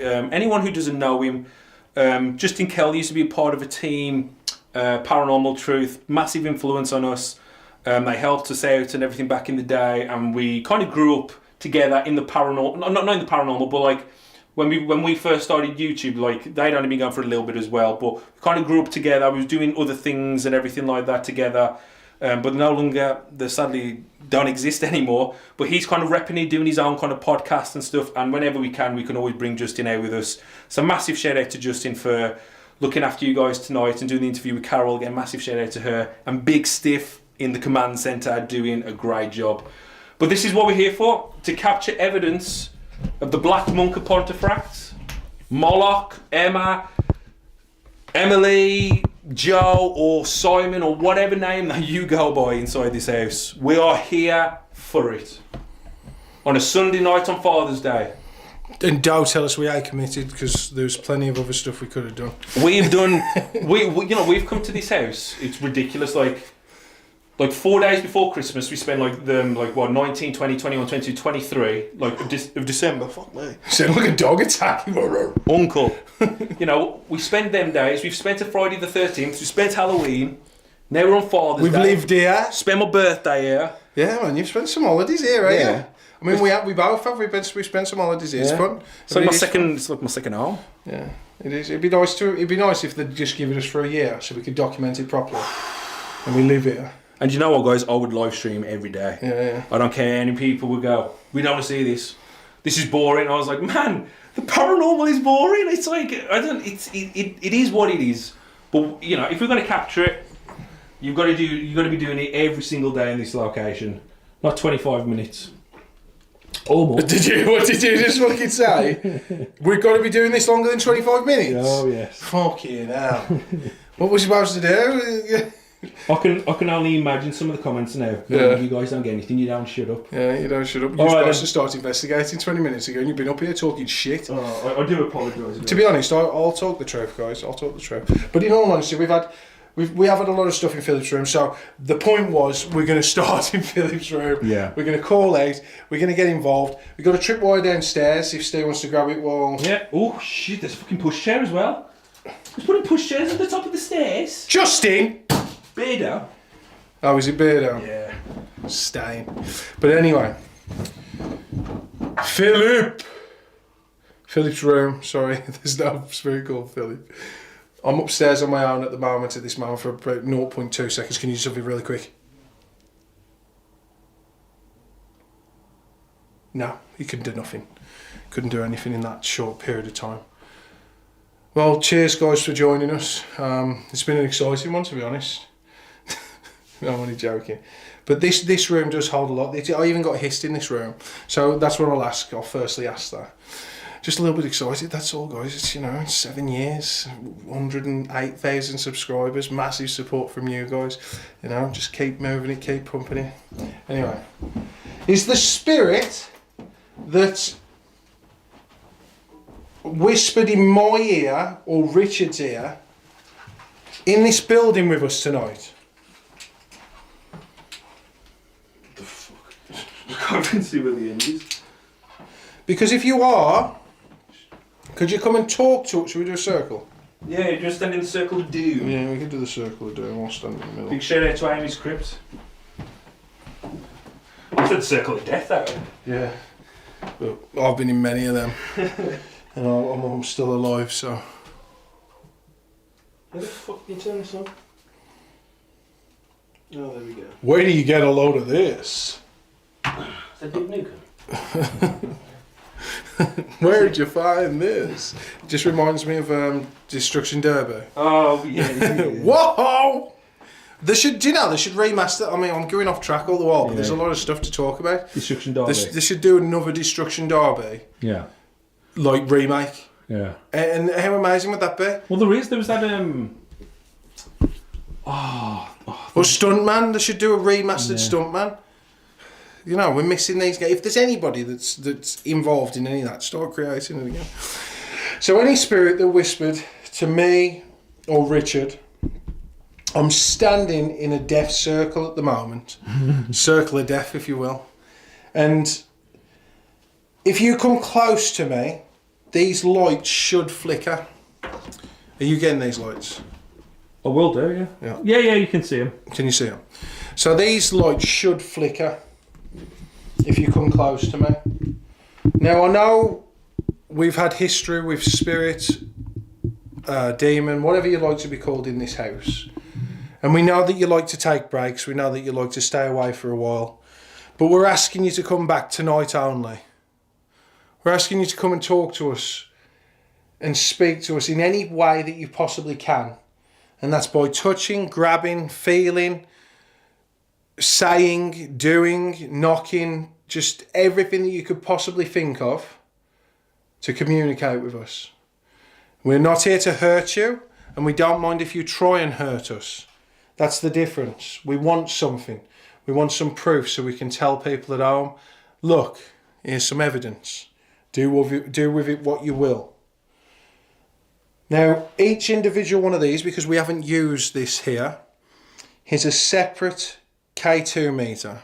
So if you try and approach me from the right, the ones on the right will go off. If you try and approach me from the left, so forth, go on. Now, is the spirits of East Drive, 30 East Drive, here with us tonight? Could you make a noise for us, please?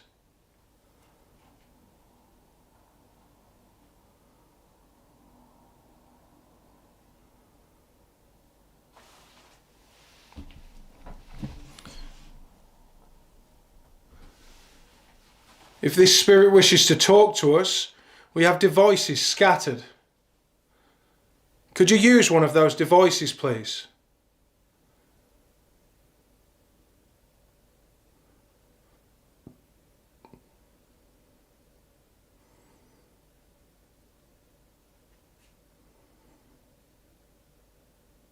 You can see Stephen on the stairs. He's right at the top. Is there any chance you could give him a gentle push down the stairs? A gentle push down the stairs.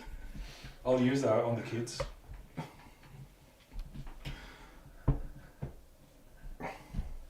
Now, he's not here to hurt you at all.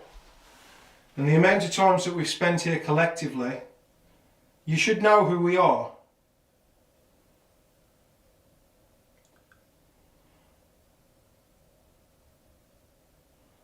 There are a lot of objects in this room. A lot of objects. Could you use one of them to communicate with us?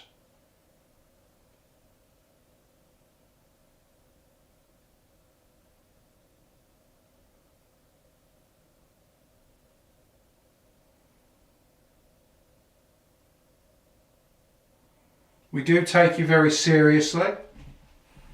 We do want to know if you're still here with us.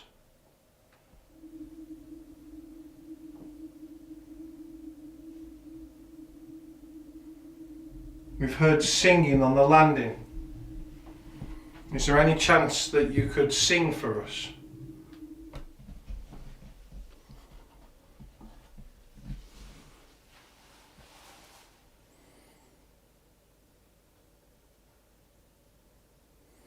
There's a door between me and Steve. Close it. Just shut that door. Lock me in this room. Hands gone cold.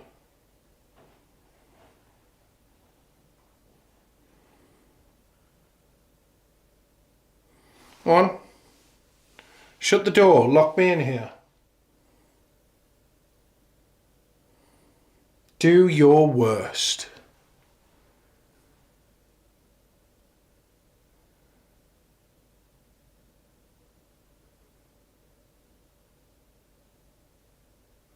Is it best if we just ignore you?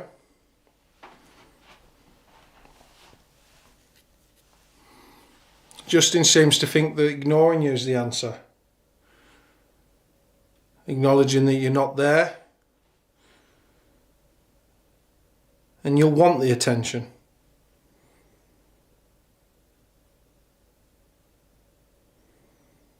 Is that what we should do to you? Just leave you to it.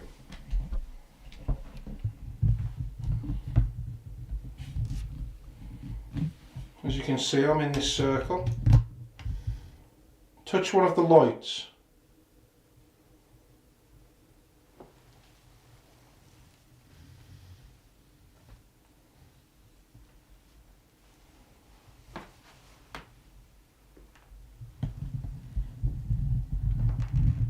Make one of them go off.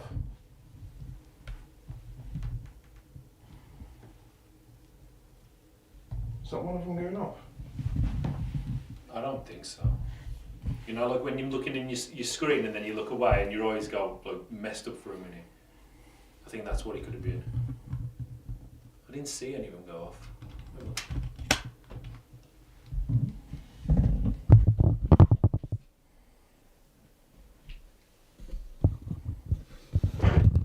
Me and Steve are not here to hurt you. We know the power that you hold. What is it you'd like to see from it, Steve? What would I like to see from it? Yeah. What would you like to see from the spirit? Jeez. What would I like to see? Well, considering we've been starved of paranormal activity, when was the last time we caught something really good? I would be happy enough with... I've always been a simple man. Not in that way, so before everyone starts fucking writing some shit down. But, like the simpler things of life, so I remember the first time. I'm just going to put this camera on the. Oh fuck. Yeah. I'll bring it out. So you got an intimate fucking relationship with that divider for the stairs. I know. Okay. I'm just making sure. Okay. Okay. Here we go. That's quite good. So these are the kind of things you don't see. You know that are kind of cut in the video. So I'd have a bit where you'd say, "Oh, Steve, what kind of things would you want to see?" Then all that crap in the middle would have been cut, and then you just see a perfect camera angle like here. I didn't say perfect, but without me faffing. But anyway, about the simpler things of life. I remember. Did you hear something? Yeah, you talking. Oh, I thought he was gasping. I remember before we come in for the very first time, I always said I would be absolutely thrilled if we just got a knock, like on command, like 2 knocks or something. Like if we could speak out and say, if you're here, could you knock for us twice? And then you just hear the... And that's all I was expecting when we come in here. I said, if that happened, it'd be amazing. And even if it happened right now, even though it's not the ultimate proof of the paranormal, I'd still think it'd be... I think that's pretty cool. So when you ask, like, what things would I like to see or expect? Well, I wouldn't say expect, but what I'd like to see. Just some kind of back and forth communication. If it's through knocks or taps or even the device over there. Now, obviously, it goes without saying, would we want to see an apparition forming right in front of our eyes? No. Well, not when you're on your own, anyway. But of course we would love to see that. Absolutely love it. Now, the last time I was here was back in November, and I brought my family. I brought my kids. And they had such an amazing time inside this house. They was quite scared. But they was also very excited. And there's one specific moment that happened in when we were here that a few people have talked about. They even accused my young one of faking paranormal activity, for throwing a marble.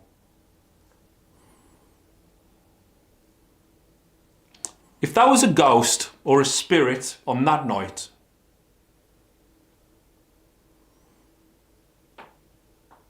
and you did that to us, is it possible that you could do it again for us right now? Live on camera, in front of everyone who's watching across the world.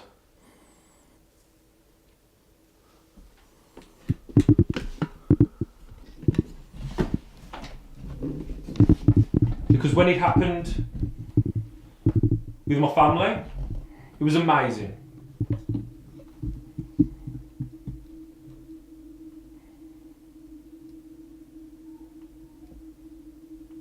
And just to let people know, it wasn't my son throwing a marble. He had a torch in his hand, but people thought it was a marble, but it wasn't.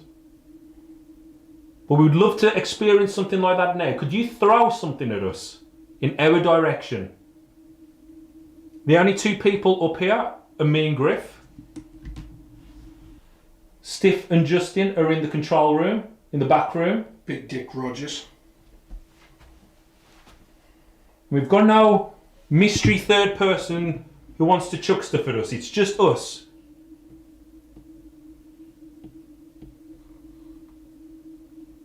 Do you have the power to do that, Spirit?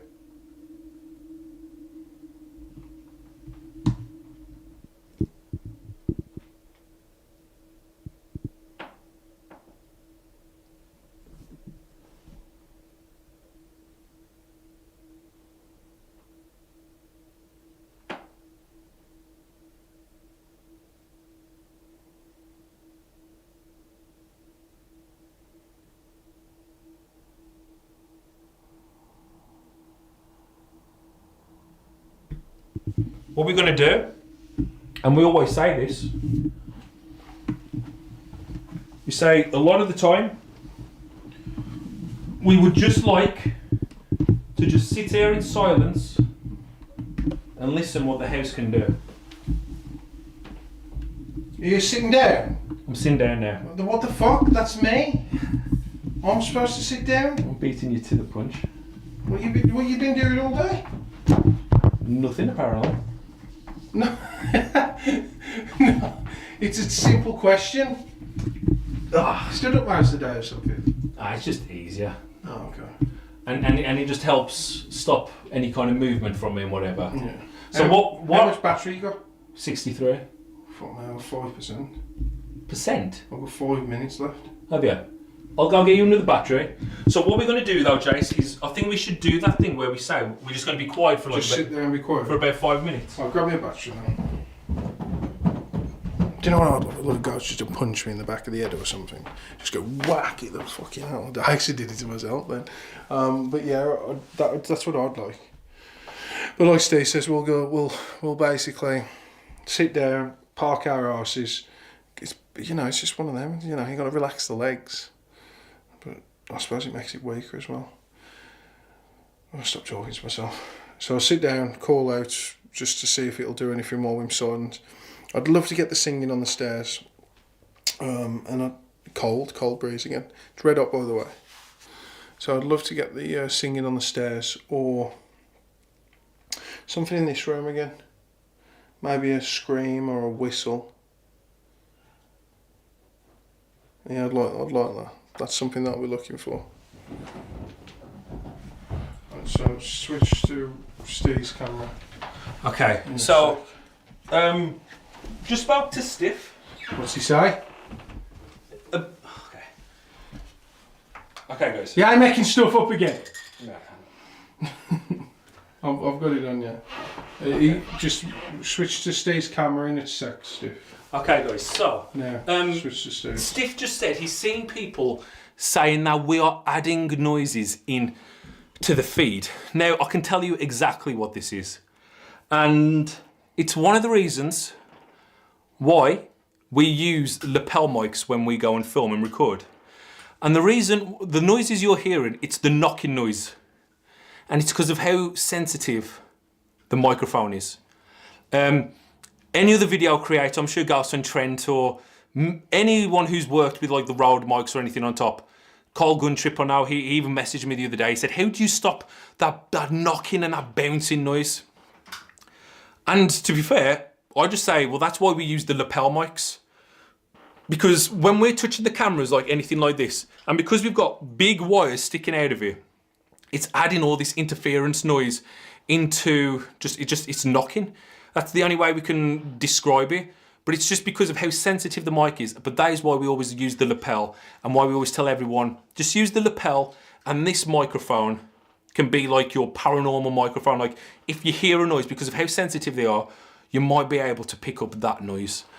So it's nothing to do with Steve adding noises or knocks or scary sounds or anything like that. Is someone actually saying stuff like that? I think he said like people are thinking he's adding noises in. It isn't. It's just the simple fact of how sensitive the mics are, and like with all these wires, so like when you move things, or if I'm touching, or if I'm zooming in like this, like that's a bad one. Like when you zoom in, this microphone, it picks up the motor inside the camera. Yeah, it does. Now again, I suppose we could have used the lapels, but it's a bit of a logistic nightmare to use wireless lapels in a house like this to do the stream. It was too hard, so we just used the big microphone on the top.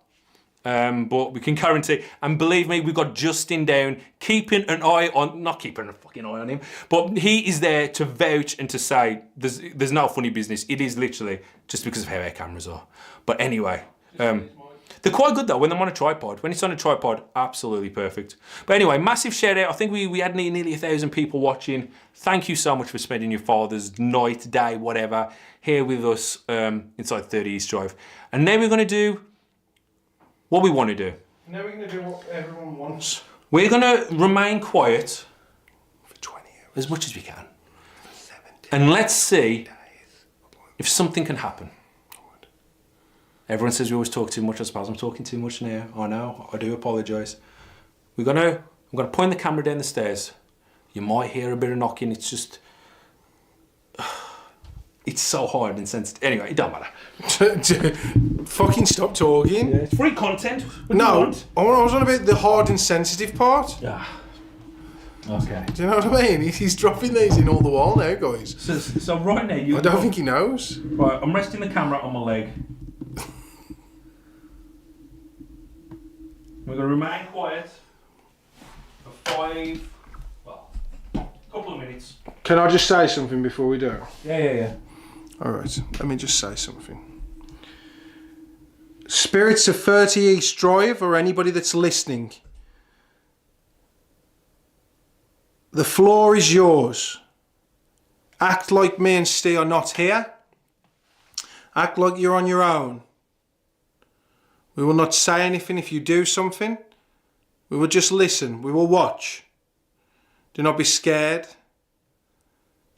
Just do what you would normally do. Carry on with your day. Thank you.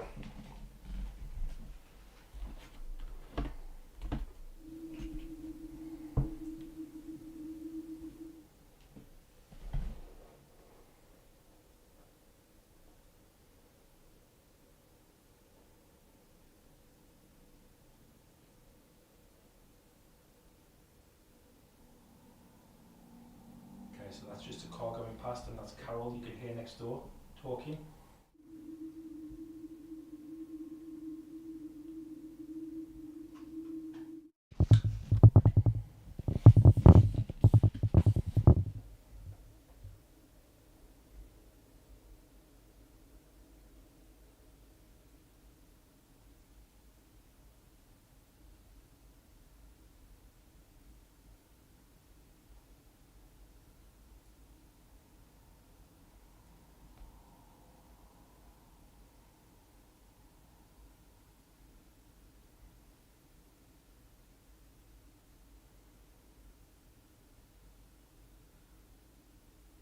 That's just a little girl next door talking.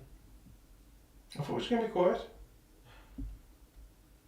Well, I'm just calling out the noises that I can hear, because obviously everyone's going to tell me to hear that girl. So I'm just calling that out.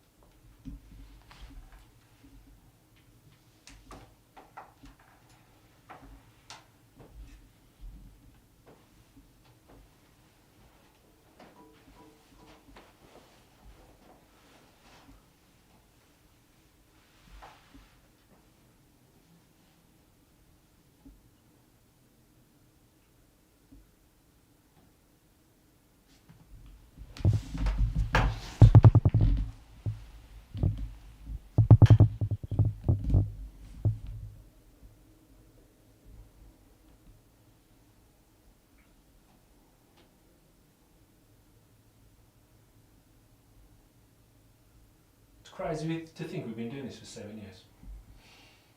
Fucking hell, I almost fell asleep. Just sitting here in the dark and silence. And how this kind of shows you, this is what the real paranormal is really like. You actually scared me then. And you get those little pieces of amazing things that happen every now and again. But you could go so long without getting something.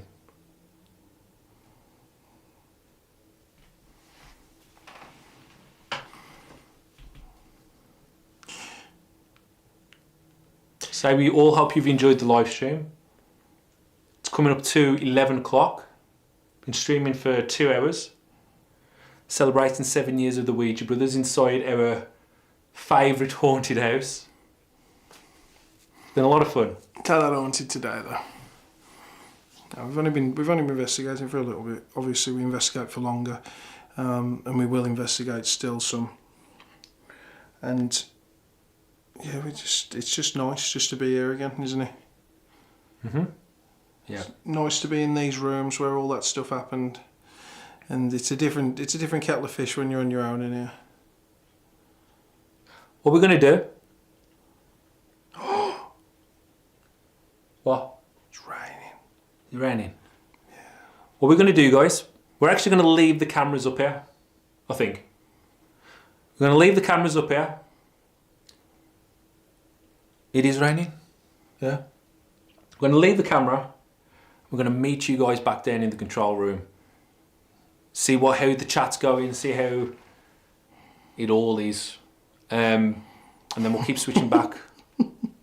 What? Shall we do that, Jace? Yeah, I'll do whatever. I'm easy. Easy. I'd like to call out. Oh, you want to call out a bit? Yeah, but... Okay, I'll tell you what. Maybe if I leave you up here on your own, think you can handle it? I don't know.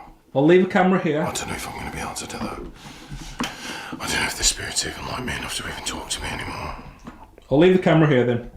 Looking inside Philip's room. You look inside Philip, so I'm going to move into the mum and dad's room. So I've got a bit of context in there. Oh no. I think I can see what's going on. I can see what's going on as well. Has he been hooked? It's been... Where's the nice hush pair? It's been hush pair. Careful with your What? with the wire. I'll be fine. I'll be fine. I mean, what bed are you sleeping in tonight? I don't know. Maybe. Oh, flipping hell. I thought he collapsed. You sure you don't want me? Oh, actually, I can get both of you in. Both of us? Is there another person in that room, or? Well, we No. can see you and Philip's room. Oh man, that looks alright. So now, guys, while Steve's just sorting out the other camera, in this very room, my dad was in this bed. Not so much this bed, because it's been changed Right, recently. I'll leave you then to it. Yeah, so it's been changed recently, and to a more, should I say appropriate, to a more sanitised state, I'll say.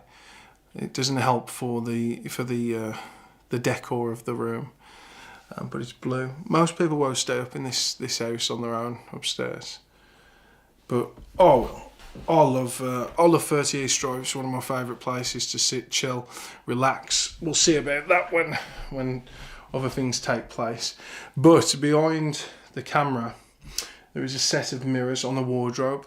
Now, my dad was, and as soon as his Father's Day, I'll tell a story about my dad.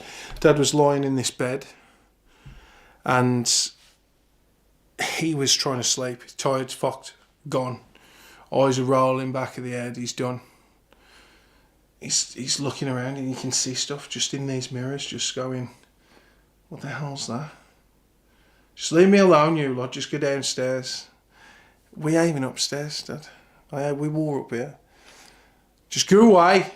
And because he's trying to sleep, he's tired, he's angry. He's getting to the point where a pastime might happen. Anyway, walking past, and then he just says, just go downstairs. And I was like, we're downstairs, Dad, we're having up there. He was like, fuck this, went downstairs. He says he had people walking. That was horrible. I don't want to get up to see what it said. It was with a dynamic voice, Jared. Very, very bad. Very bad. But yeah, he had these mists of people walking in and out of the mirrors. And I'm going to see if we can call out for that. I'm going to see if we can get anything like that going on. I'm going to turn the camera around so you can't see this stupid mug. And we'll point it towards there. Now these were the exact mirrors. Now I think you'll be able to see my hand there. Hello. So I'll move over and we'll see if we can get anything to walk in the mirror. Now, mirrors are supposed to be portals by proxy, I suppose. Everyone goes on about them being describing, portals and stuff. There's a lot of mirrors in this room. So, spirit, we know in theory, or what people talk about, these mirrors are used for portals, into looking into other realms, looking into other dimensions. Now I want you to take me very seriously now. I want you to come forward. I want you to show yourself in these mirrors to us. Now there's nothing that's going to hurt you. We're not going to take you away. We're not going to steal you. You might make me go downstairs. Could you show yourself for us? Could you make a little noise? Or even if you are actually in the cupboard, get out.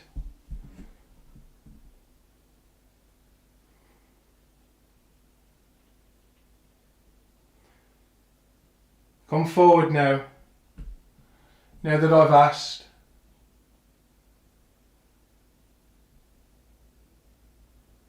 Don't be scared and carry on with your day.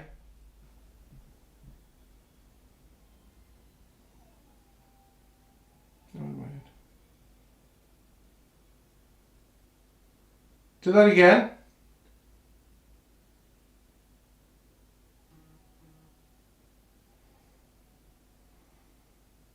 Do that again, spirit.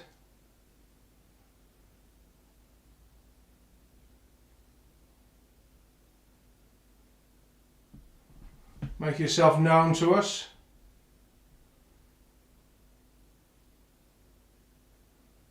There's just you and me up here.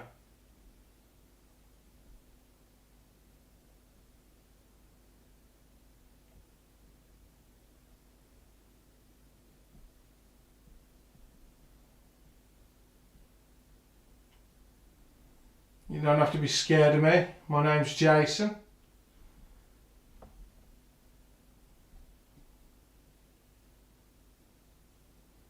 Come forward, spirit, talk to me. I have lots to ask you.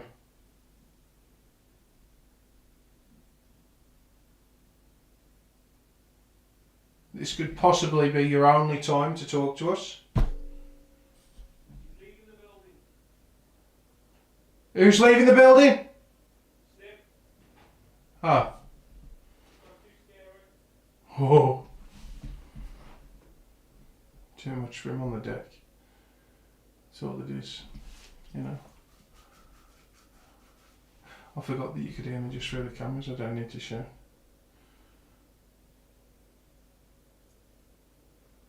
I like this way of doing a live stream because you actually are experiencing it how I would be doing it and how Steve would be doing it on a normal investigation. So you actually get to capture what we capture, or you get to experience what we experience as it's happening.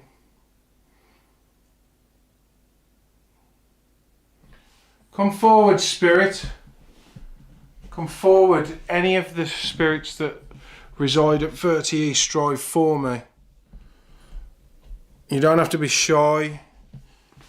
We should know each other very well by now. I mean, someone even violated me while I was sleeping. You've touched cameras. You've made people leave this building. Now, I am strong-willed and I will stay, but I can guarantee if you did something to me, if you shouted in my ear, I would go downstairs, I would move away.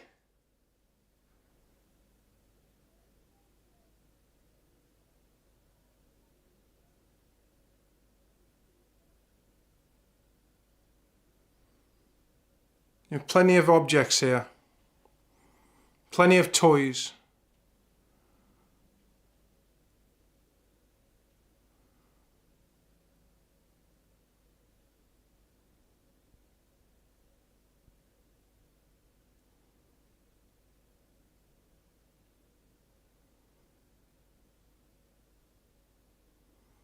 There's been pictures of shadows. There's been loud noises, knocks, bangs. We haven't heard you tonight. You're on vacation. Are you a dad? And you've been taken out? Been taken out somewhere?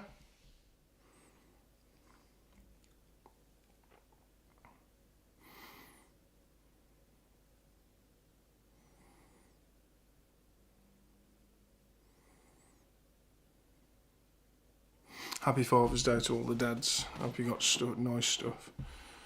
Hope your kids gave you a phone call, because we know that's all that really matters.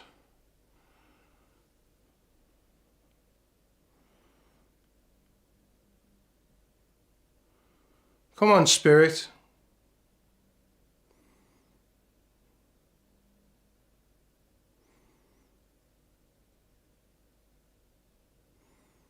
I know you're not a performing monkey, but if someone asked me to do something, I'd have the kindness and the regard to do it.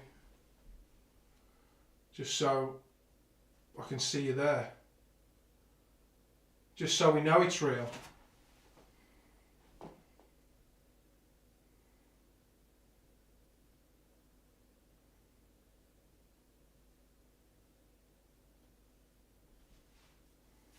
Or has it always just been an imaginative thing, or a group crazed thing where groups have seen things happen? Just, right. Yeah? Steve's just going to do a piece to the webcam, just to chat to people in the stream. Alright. How's it going? Nice to see so many people still watching. 11 o'clock. A few shout outs to do. Sorry that we did miss these. Big shout out to Virginia Hammond. Am I still live? Check. I think we am. Big shout out to Virginia Hammond, who gifted a membership. Melissa Hipperson. Silks with the £2 happy copper anniversary. Exoya Cat with the £20 super chat. Happy Powerversary, guys. Will the Beast with another £10 super chat. This live is epic. That noise could be someone using a tap next door or pipes, or is it why we are here? It's paranormal. That's easy to kind of explain. That one is unfortunately what it is, because I've just kind of come into the control room and Steve pointed out and he kind of just played it to me what it is, and I think it's the amp in the microphone has popped. That's actually been on one of the cameras. Yeah, it's on camera too. It's on my camera, and it's been like that for quite a while. To be fair, I thought it was feedback when they were like the two cameras were passing one another. Yeah. So I was trying to mute one of the cameras while the other person was talking, and then mute each one individually as they were talking, because I thought it was feedback. Yeah. I found out quickly that as soon as you mute camera 1 but leave camera 2 mute, the other way around. No, yeah, sorry. If you leave camera 1 muted and then camera 2 still on, you still get that little hiss feedback. Yeah. So I ended up basically just muting camera 2 completely, and now all the time it's camera 1. Yeah, so it's actually the amp. I think I've blown the amp, unfortunately, from maybe screaming from past investigations. But that's what's happened, unfortunately. But I've just been used to that, because when I've been editing videos, I've been hearing that for years. Well, for like the last 2 years, to be fair. But we'll get a new microphone. We'll drop another 200 quid, and we will buy a new microphone, and that should fix it. Because I have been actually trying to identify which microphone it was. Because like when I'm sorting out the bags, it kind of gets lost, gets switched around. So from camera 2 from tonight, this one here, the one I'll be messing with, I'm taking it and binning it, and we'll buy a new one. So it's just the amp, instead of like controlling the feedback and some of the noise, it's just blowing his popped and it's just letting everything through. It's horrible. As soon as someone in the chat said it sounds like someone's turned a tap on, that just the light bulb went off, and that's like the perfect way to describe it. That's how it sounds. It's exactly what it is. So Toady UK. So it was not added. It's a camera. It's the microphone. It's unfortunate. It's just the microphone. So I do apologise to anyone that heard. Like it's a hiss, isn't it? Yeah, it's like someone's turned a tap on in a house. Yeah, and you can hear the water going through the pipes. Yeah. It's like a little hiss, weird thing. Yeah, that's all it is. It's just that. So my apologies. But he was definitely not still fucking adding noises. All I was doing was switching two cameras around. And you can vouch from, can't you? Just I can. He can vouch. Genuinely. The third party. But nothing paranormal. So massive shout out. I'm still sus of stiff. Thanks, Jem. Big shout out, like say, to the people who are dropping the members. Oh, Ross, Stephen, great last name. And good first name as well, actually. £10 super chat. Hey, long time watcher, first time caller. What has been your favourite story about 30 East Drive? Also, what's been your favourite moment and scariest from the last 7 years? Love to you all. Thank you, Steve. Ross. Everyone leave your comments. We are going to go back to Griff very soon. He's kicking off, to be fair. Upstairs, you do what is going on up there. We're going to go back to him in a minute. Hold on. Let's just show what Griff is doing. There he is. He's having the time of his life right now inside 30 East Drive. I mean, if that doesn't tell you everything you need to know of how a paranormal investigation can go, I don't know all well. But that's what's going on. But thank you, Stephen. And for that question, what has been your favourite story about 30 East Drive? Well, I can just... You know what? I think Justin's story. Thank you so much, oh God, Stiff. Which one? Zyrah. There you go. Thank you for the £5 super chat. Much appreciated. Just to show you guys, Griff is still there. That is live. I mean, look, there's camera number 2. I think he's done for the night. But we'll go back to us. My favourite story. It's got to be Justin. It has to be. If you can hear us, Jesus. Let us know. I'm just going to bring in the camera. Yeah, bring it down a bit. Bring it down just a little. Yeah. So what makes the story so great with Justin is because we kept coming to this house and we was telling them all the great things that we had over the years, and you and Dale just didn't believe it, did you? No. So do you want to kind of go through it? Yes. So basically, when me and Dale, Paranormal Truth, were here, Jesus, we look at Griff. We didn't believe any of it. Essentially, like a lot of people, we just thought it was overhyped. We thought it was essentially a money making business, and so we came in a very, very skeptical place, and basically for a long time, we didn't get anything. And a lot of people who come here don't get an awful lot either. So we had the odd sounds, the odd little bits and pieces, but nothing majorly interesting happened. But we kept on coming back here, a little bit like Steve and Griff. It kept just drawing us back. We had hundreds, if you added up, hundreds of hours, a little bit like Steve and Griff over the time. And then we had a series of investigations. And then one time we had a number of guests. There may be people in the chat who were one of those guests. Diane Chambers is one who's always in the chat and things like that. But anyway, we invited about 10 guests with us for the channel. We did a live investigation, and the female guests wanted to do a seance in Philip's bedroom. They sat in a circle, and they felt as if something was happening. They felt a hand grab one of the lady's arms, and they just felt that something was in the room with them. But rather than giving it any attention, they decided to ignore it and come down here into the kitchen area, and we were just chatting away. And then what we heard then was a series of very loud banging on the furniture in Philip's bedroom, and we knew where everybody was. There was nobody upstairs. There was a camera on the landing to prove there was nobody had gone into the bedrooms. And this banging was on the TV cabinet in Philip's bedroom. And so we were really excited. I ran upstairs with a voice recorder to try and make sure I captured it.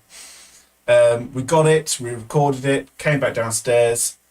I was really massively pleased because we were passing around these headphones so everybody could hear this huge banging that was going on in Philip's bedroom.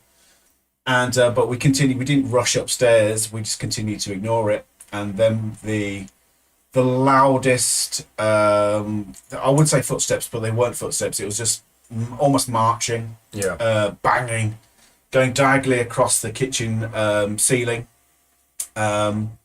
We could track it diagonally going across. We knew exactly where it started from. It started from the doorway of Philip's bedroom, going diagonally across Philip's bedroom, directly above our heads. And then it just stopped, but it had enough force to make the light in the kitchen just swing. Yeah.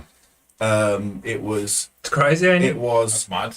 Genuinely the most mad thing I've ever experienced, and we knew everybody was, and there was a camera on upstairs again. Yeah. We knew where everybody was. We knew it wasn't fate. It wasn't Carol. She couldn't have done that. On the opposite side of the building, that's not even attached to her side of the house. And it was tracked, directly above our heads. Do people think that Carol just lives in a house with loads of... It's the Wizard of Oz. Yeah, like wires going everywhere. But I understand totally being sceptical. I totally get it, because I'd be the exact same. But knowing Dale and Justin from then, and always they kept coming all the time, and then when they experienced that was one of my favourite stories, because then you've finally seen for yourself what this house can do when it's active. Well, we were so sceptical. We didn't think it was haunted. No, we didn't think it was haunted at all. Yeah. And then literally within a couple of seconds, we think, okay, there is actually something here. Yeah. And it's pissed off. Absolutely incredible. Toady UK with a £10 super chat. Thank you so much. Here's some money towards the new mic. It was so atmospheric and spooky. I didn't really doubt you guys love it. Love this sort of live event. To be fair, we haven't done anything like this for a long, long time, and I hope you guys are all enjoying it. If you guys want to see more of this kind of thing, let us know, and we will try and do it when and where possible. But it is a lot of fun. I do really need to, that would be really good there, wouldn't it? It's not going to stay there, is it? I mean...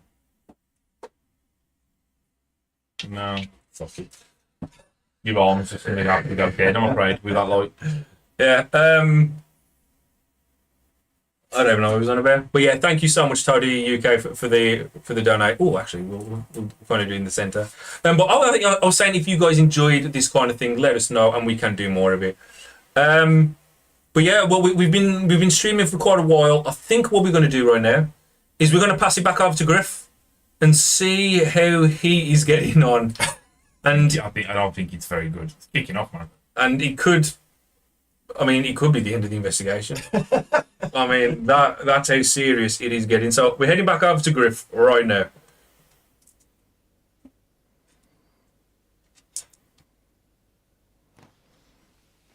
So I've been lying here for about, I don't know, 10 minutes or something, and I heard shit.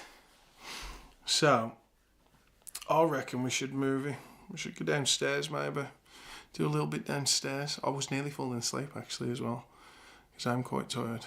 I've had a bit of a exhausting weekend. So I reckon, am I just doing this on my own? What am I shouting for? Yeah. See what I mean? I should have just carried on sleeping. You could have all watched me sleep then.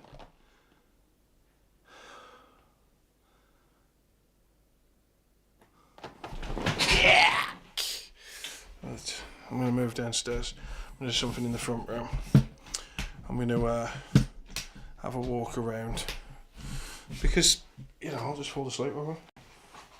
We don't need that. We don't need me falling asleep yet. The ghost tube app did say something. It's the only thing that happened. But again, we take the ghost tube app with a pinch of salt. Yes, we do. Where is it? So it said, Anne?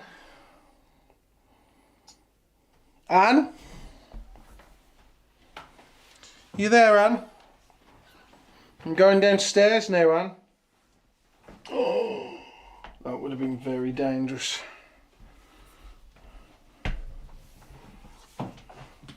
Been very dangerous. The camera's a bit all over the place because there's wires here, and if I'd just walked down the stairs I would have dragged Steve's camera off the side, So, I'm glad we never did that. And I'm pretty sure he is as well. It's a good shot of the old chest, eh?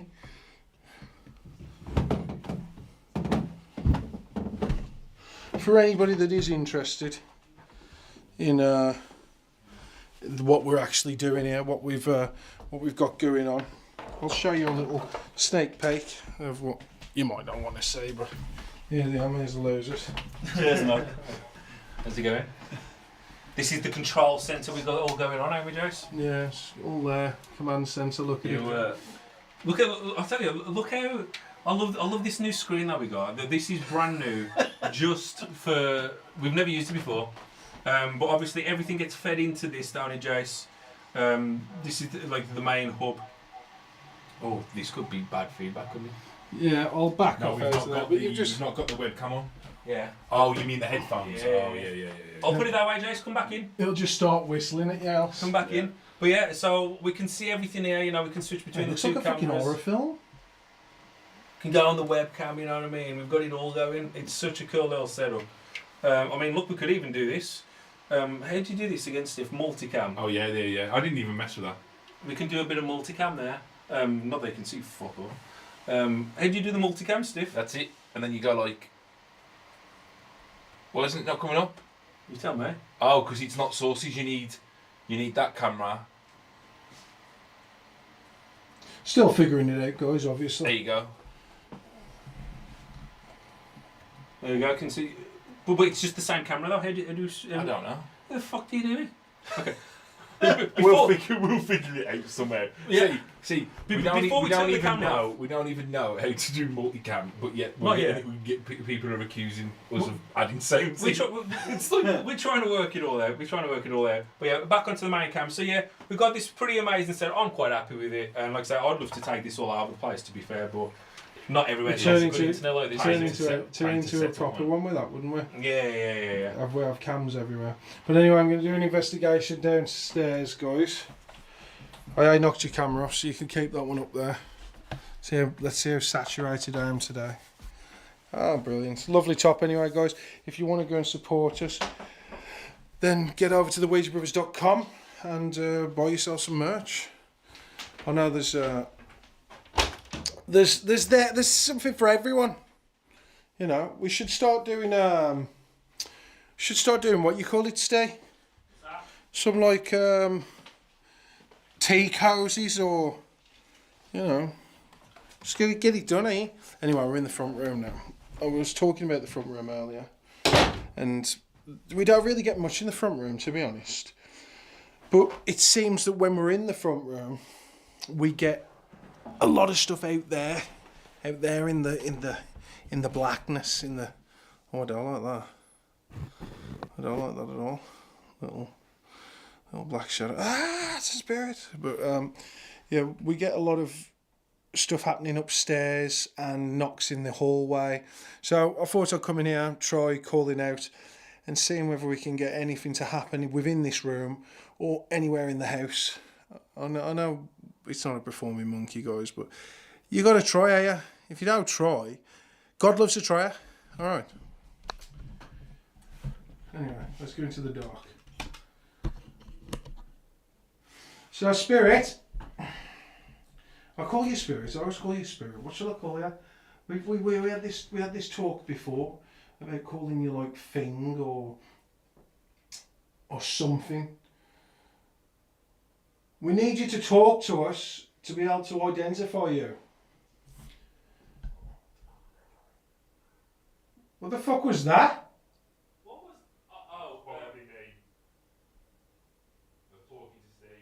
Yeah. Apologies about that. He can't hear me because he's got them noise cancelling headphones on. Yeah. So what happened was I just switched the laptop screen and then and Stiff was like, The laptop just went. yeah. Fans just started going mental. Yeah, that's all he was. It was just him reenacting what the laptop's doing. So nothing paranormal. Back to you. Sounded horrible here. Sounded absolutely horrible. So, whatever you are, if you can come forward and talk to us so you can identify yourself to us, so we can have better conversation Is that a thing that you could do? Is that a possibility?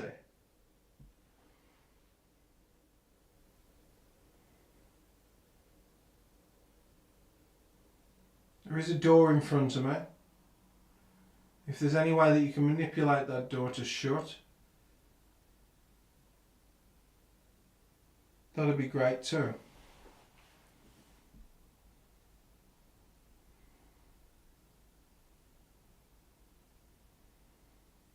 Actually, this will be fun for you guys. Actually, I've just had a fantastic idea, and I think it will help get you lot involved. It's £10 a question, by the way. If you guys want to get me to ask you a question, then just donate it. No, I'm joking. But just say, and then obviously I'll put the question out, because you're probably all more creative than me. I'm just here chilling, sleeping, you know. So let's just turn that down. All right then, I can see the chat. I can see laughing faces. Yeah, very happy about that. So the first one we've got is, where is the treasure buried? Huh? Let's have a proper one. Anybody that wants anything asked, anybody that wants me to say anything to the spirit or anything that's here while I'm in the front room, just type it in chat. I'll have a quick look at it, and if I like it, I'll call out. I'll call something out. This brings you guys into, I suppose, the little bit of the investigating side of things.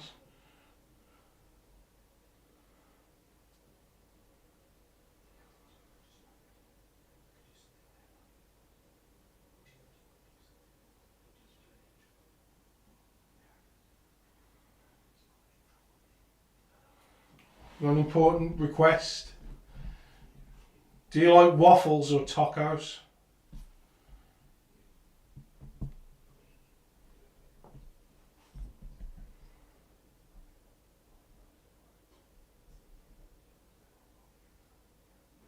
Everybody's asking where you've gone, Fred. Everybody's asking where you've gone. Are you still here with us at all?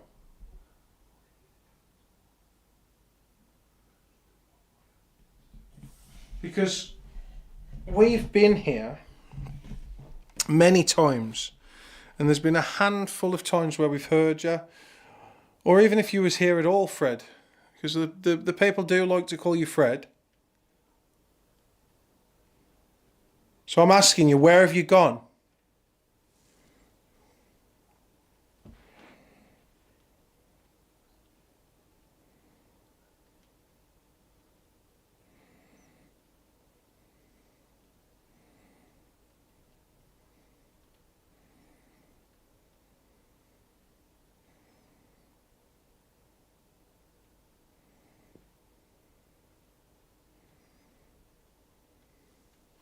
Did you prefer it when there was a family here? A family that didn't know who you were and you could basically be yourself? And now that that fun's gone and people come expecting you, is that why you've gone? Is that why you're not here anymore? Is that why you don't show yourself much anymore? Do you need a family to come back so you can torment them? So you can enjoy the fear from them?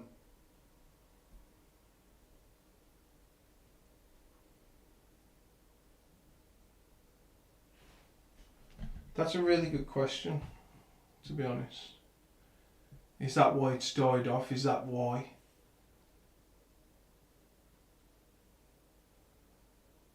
Because it was so used to scaring people, so used to bringing fear to the table, that now that that's passed and people are coming to him to get something, he's just gone, fuck that.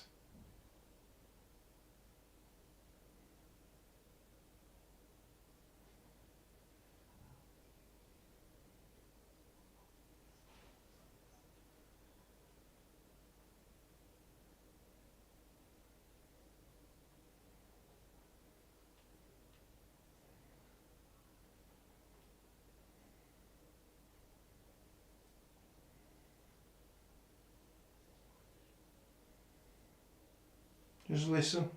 It's quiet.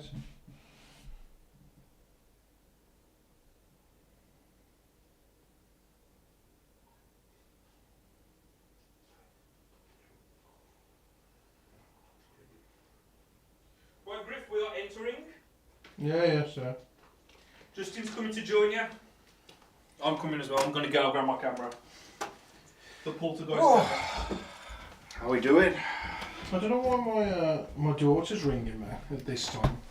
Oh, of course. Does she not know where you are? Yeah, she does, and that's the point. I think that she's trying to. She's trying to call it.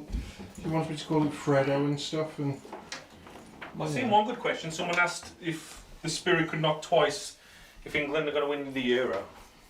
That's what day off. No, what was it? Once for yes and twice for yes or something. Oh, okay. So we've got a believer in the paranormal. I thought you meant in the football team. Yeah. So I've got 15 minutes left on this battery. I'll sit here. Oh, it feels nice to actually finally sit down again on a more comfortable chair. Now this microphone isn't working, so there's not much. What's happened? Oh, it's because I think the amp has popped in it. Really? It's been like it for quite a while. To be fair, even like when I'm editing, I've just got used to the noise. To be fair, so it doesn't. I don't really think much. Just goes... It's like it's like a hiss, like overly powered because it's not filtering it. So well, we need to buy another one then. We'll get another one. So what should we do then? We're coming to the end of the night and at the end of the stream. So we'll pass it back over to Justin. Yeah. And no, don't. I'll have that camera actually because that's the one where the mic's working. It's my mic that's broke, so you can just use that for the audio. I mean, just like a zoom in, because it won't pick up Justin very well, like from over there. I'm very happy with what you've just done there. That's mine. Sorry, Jay. Yeah. Oh, this will be nice. Look at this, the stand. It's nice. The thing is, I've got my own. It's just I never bring it. Yeah, he doesn't know. Do you not use it? No, I feel like it restricts me too much. I want to be flying all over the place and going crazy, but it just don't happen. If I have a pole. How did you find it upstairs, Griff? Just dead, eh? Kicking? No, I was lying there listening. I was asleep. I heard you all laughing and that. Yeah. But in all honesty, it's just like that question that I read out. It was a good question, a good enough question to be like, maybe that is the case. Maybe that because I like listening to the question of where have you gone. And then I thought to myself, well, maybe he's gone because there's not family. And then someone said about a family. Mm-hmm. And I just thought, yeah, maybe that is why the house is going down, because he doesn't have anyone to torment anymore. Because it's instead of him being the tormentee, the bully. We're the tormentors, we are. Yeah. So we've drove him out. But I do think, genuinely, like we was mentioning it earlier in the stream, that when we got our best activity, it wasn't because of me and Dale, it's because of a group of women. Yeah. Right? And I do genuinely think that whether it's because they were females, like you say, talk about vulnerable, whether it's because they were females or what, I don't know. But it just so happened that in the right conditions, things started to happen. Yeah.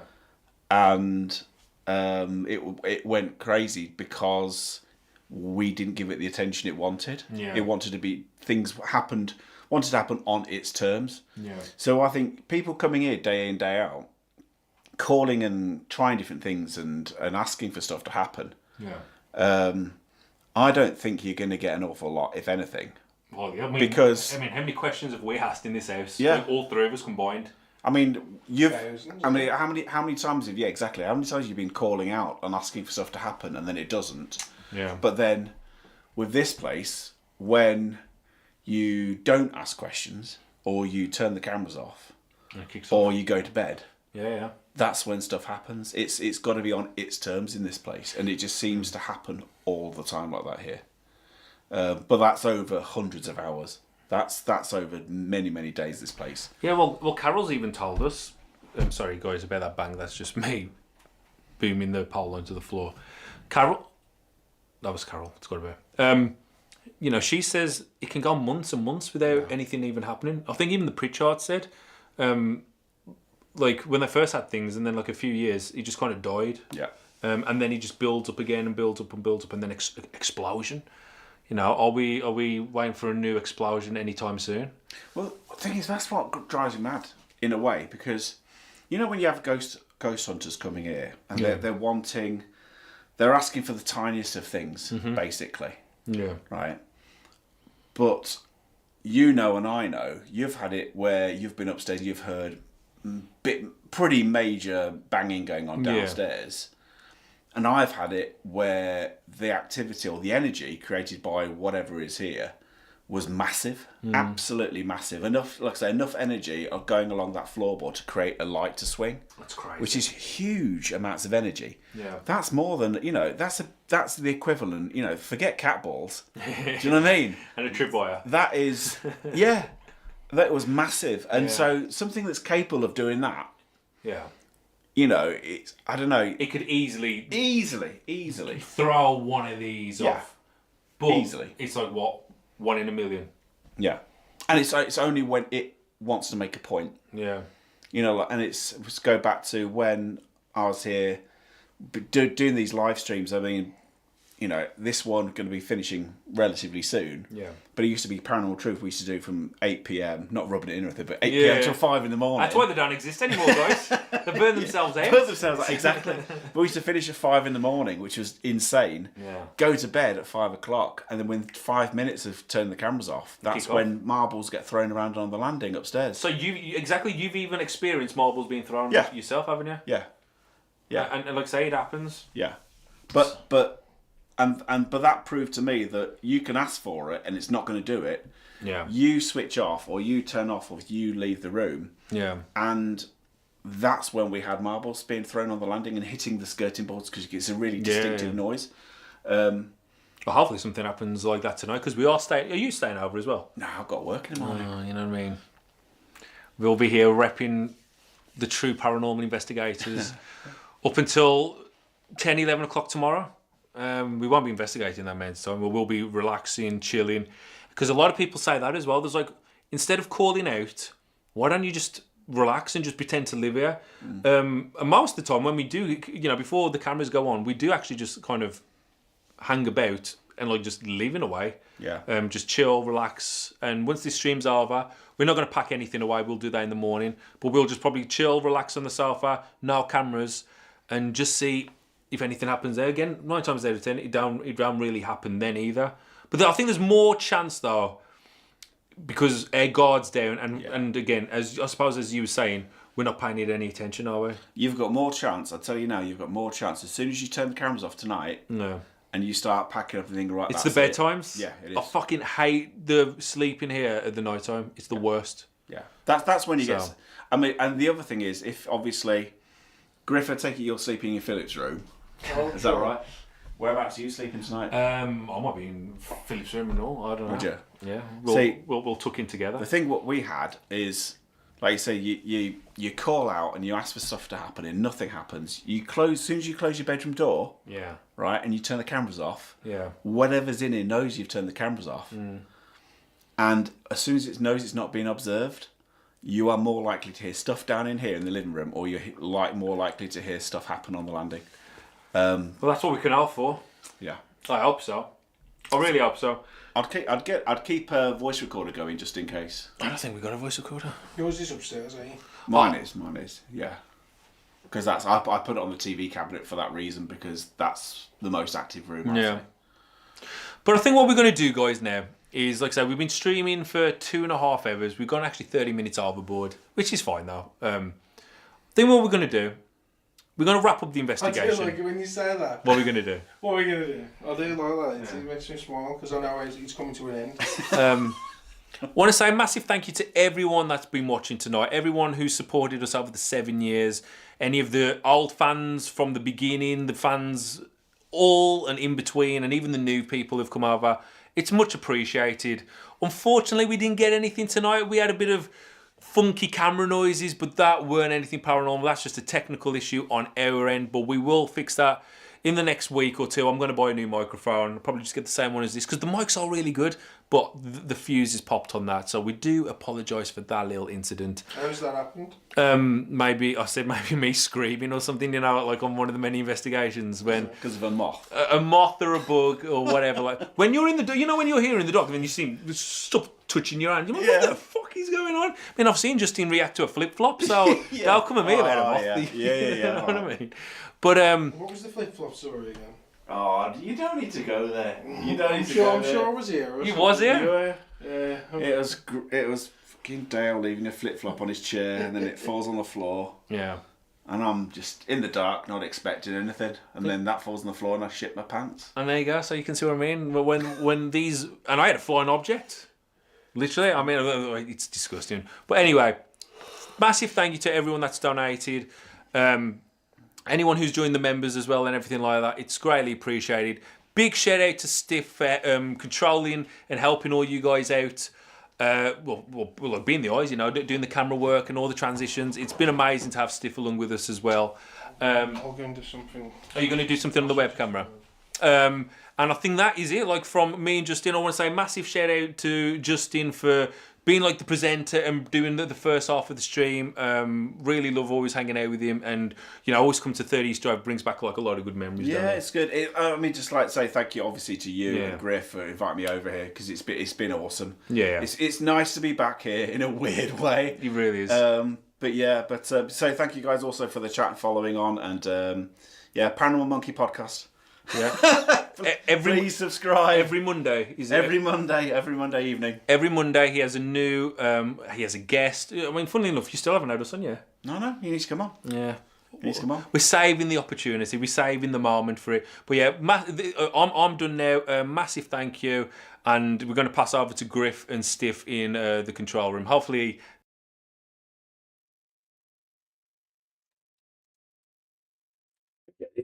It gets better then. Mute them. Just mute them. We hold the power. It's done anyway. But I just want to come in here to say thank you to everybody that's in the chat.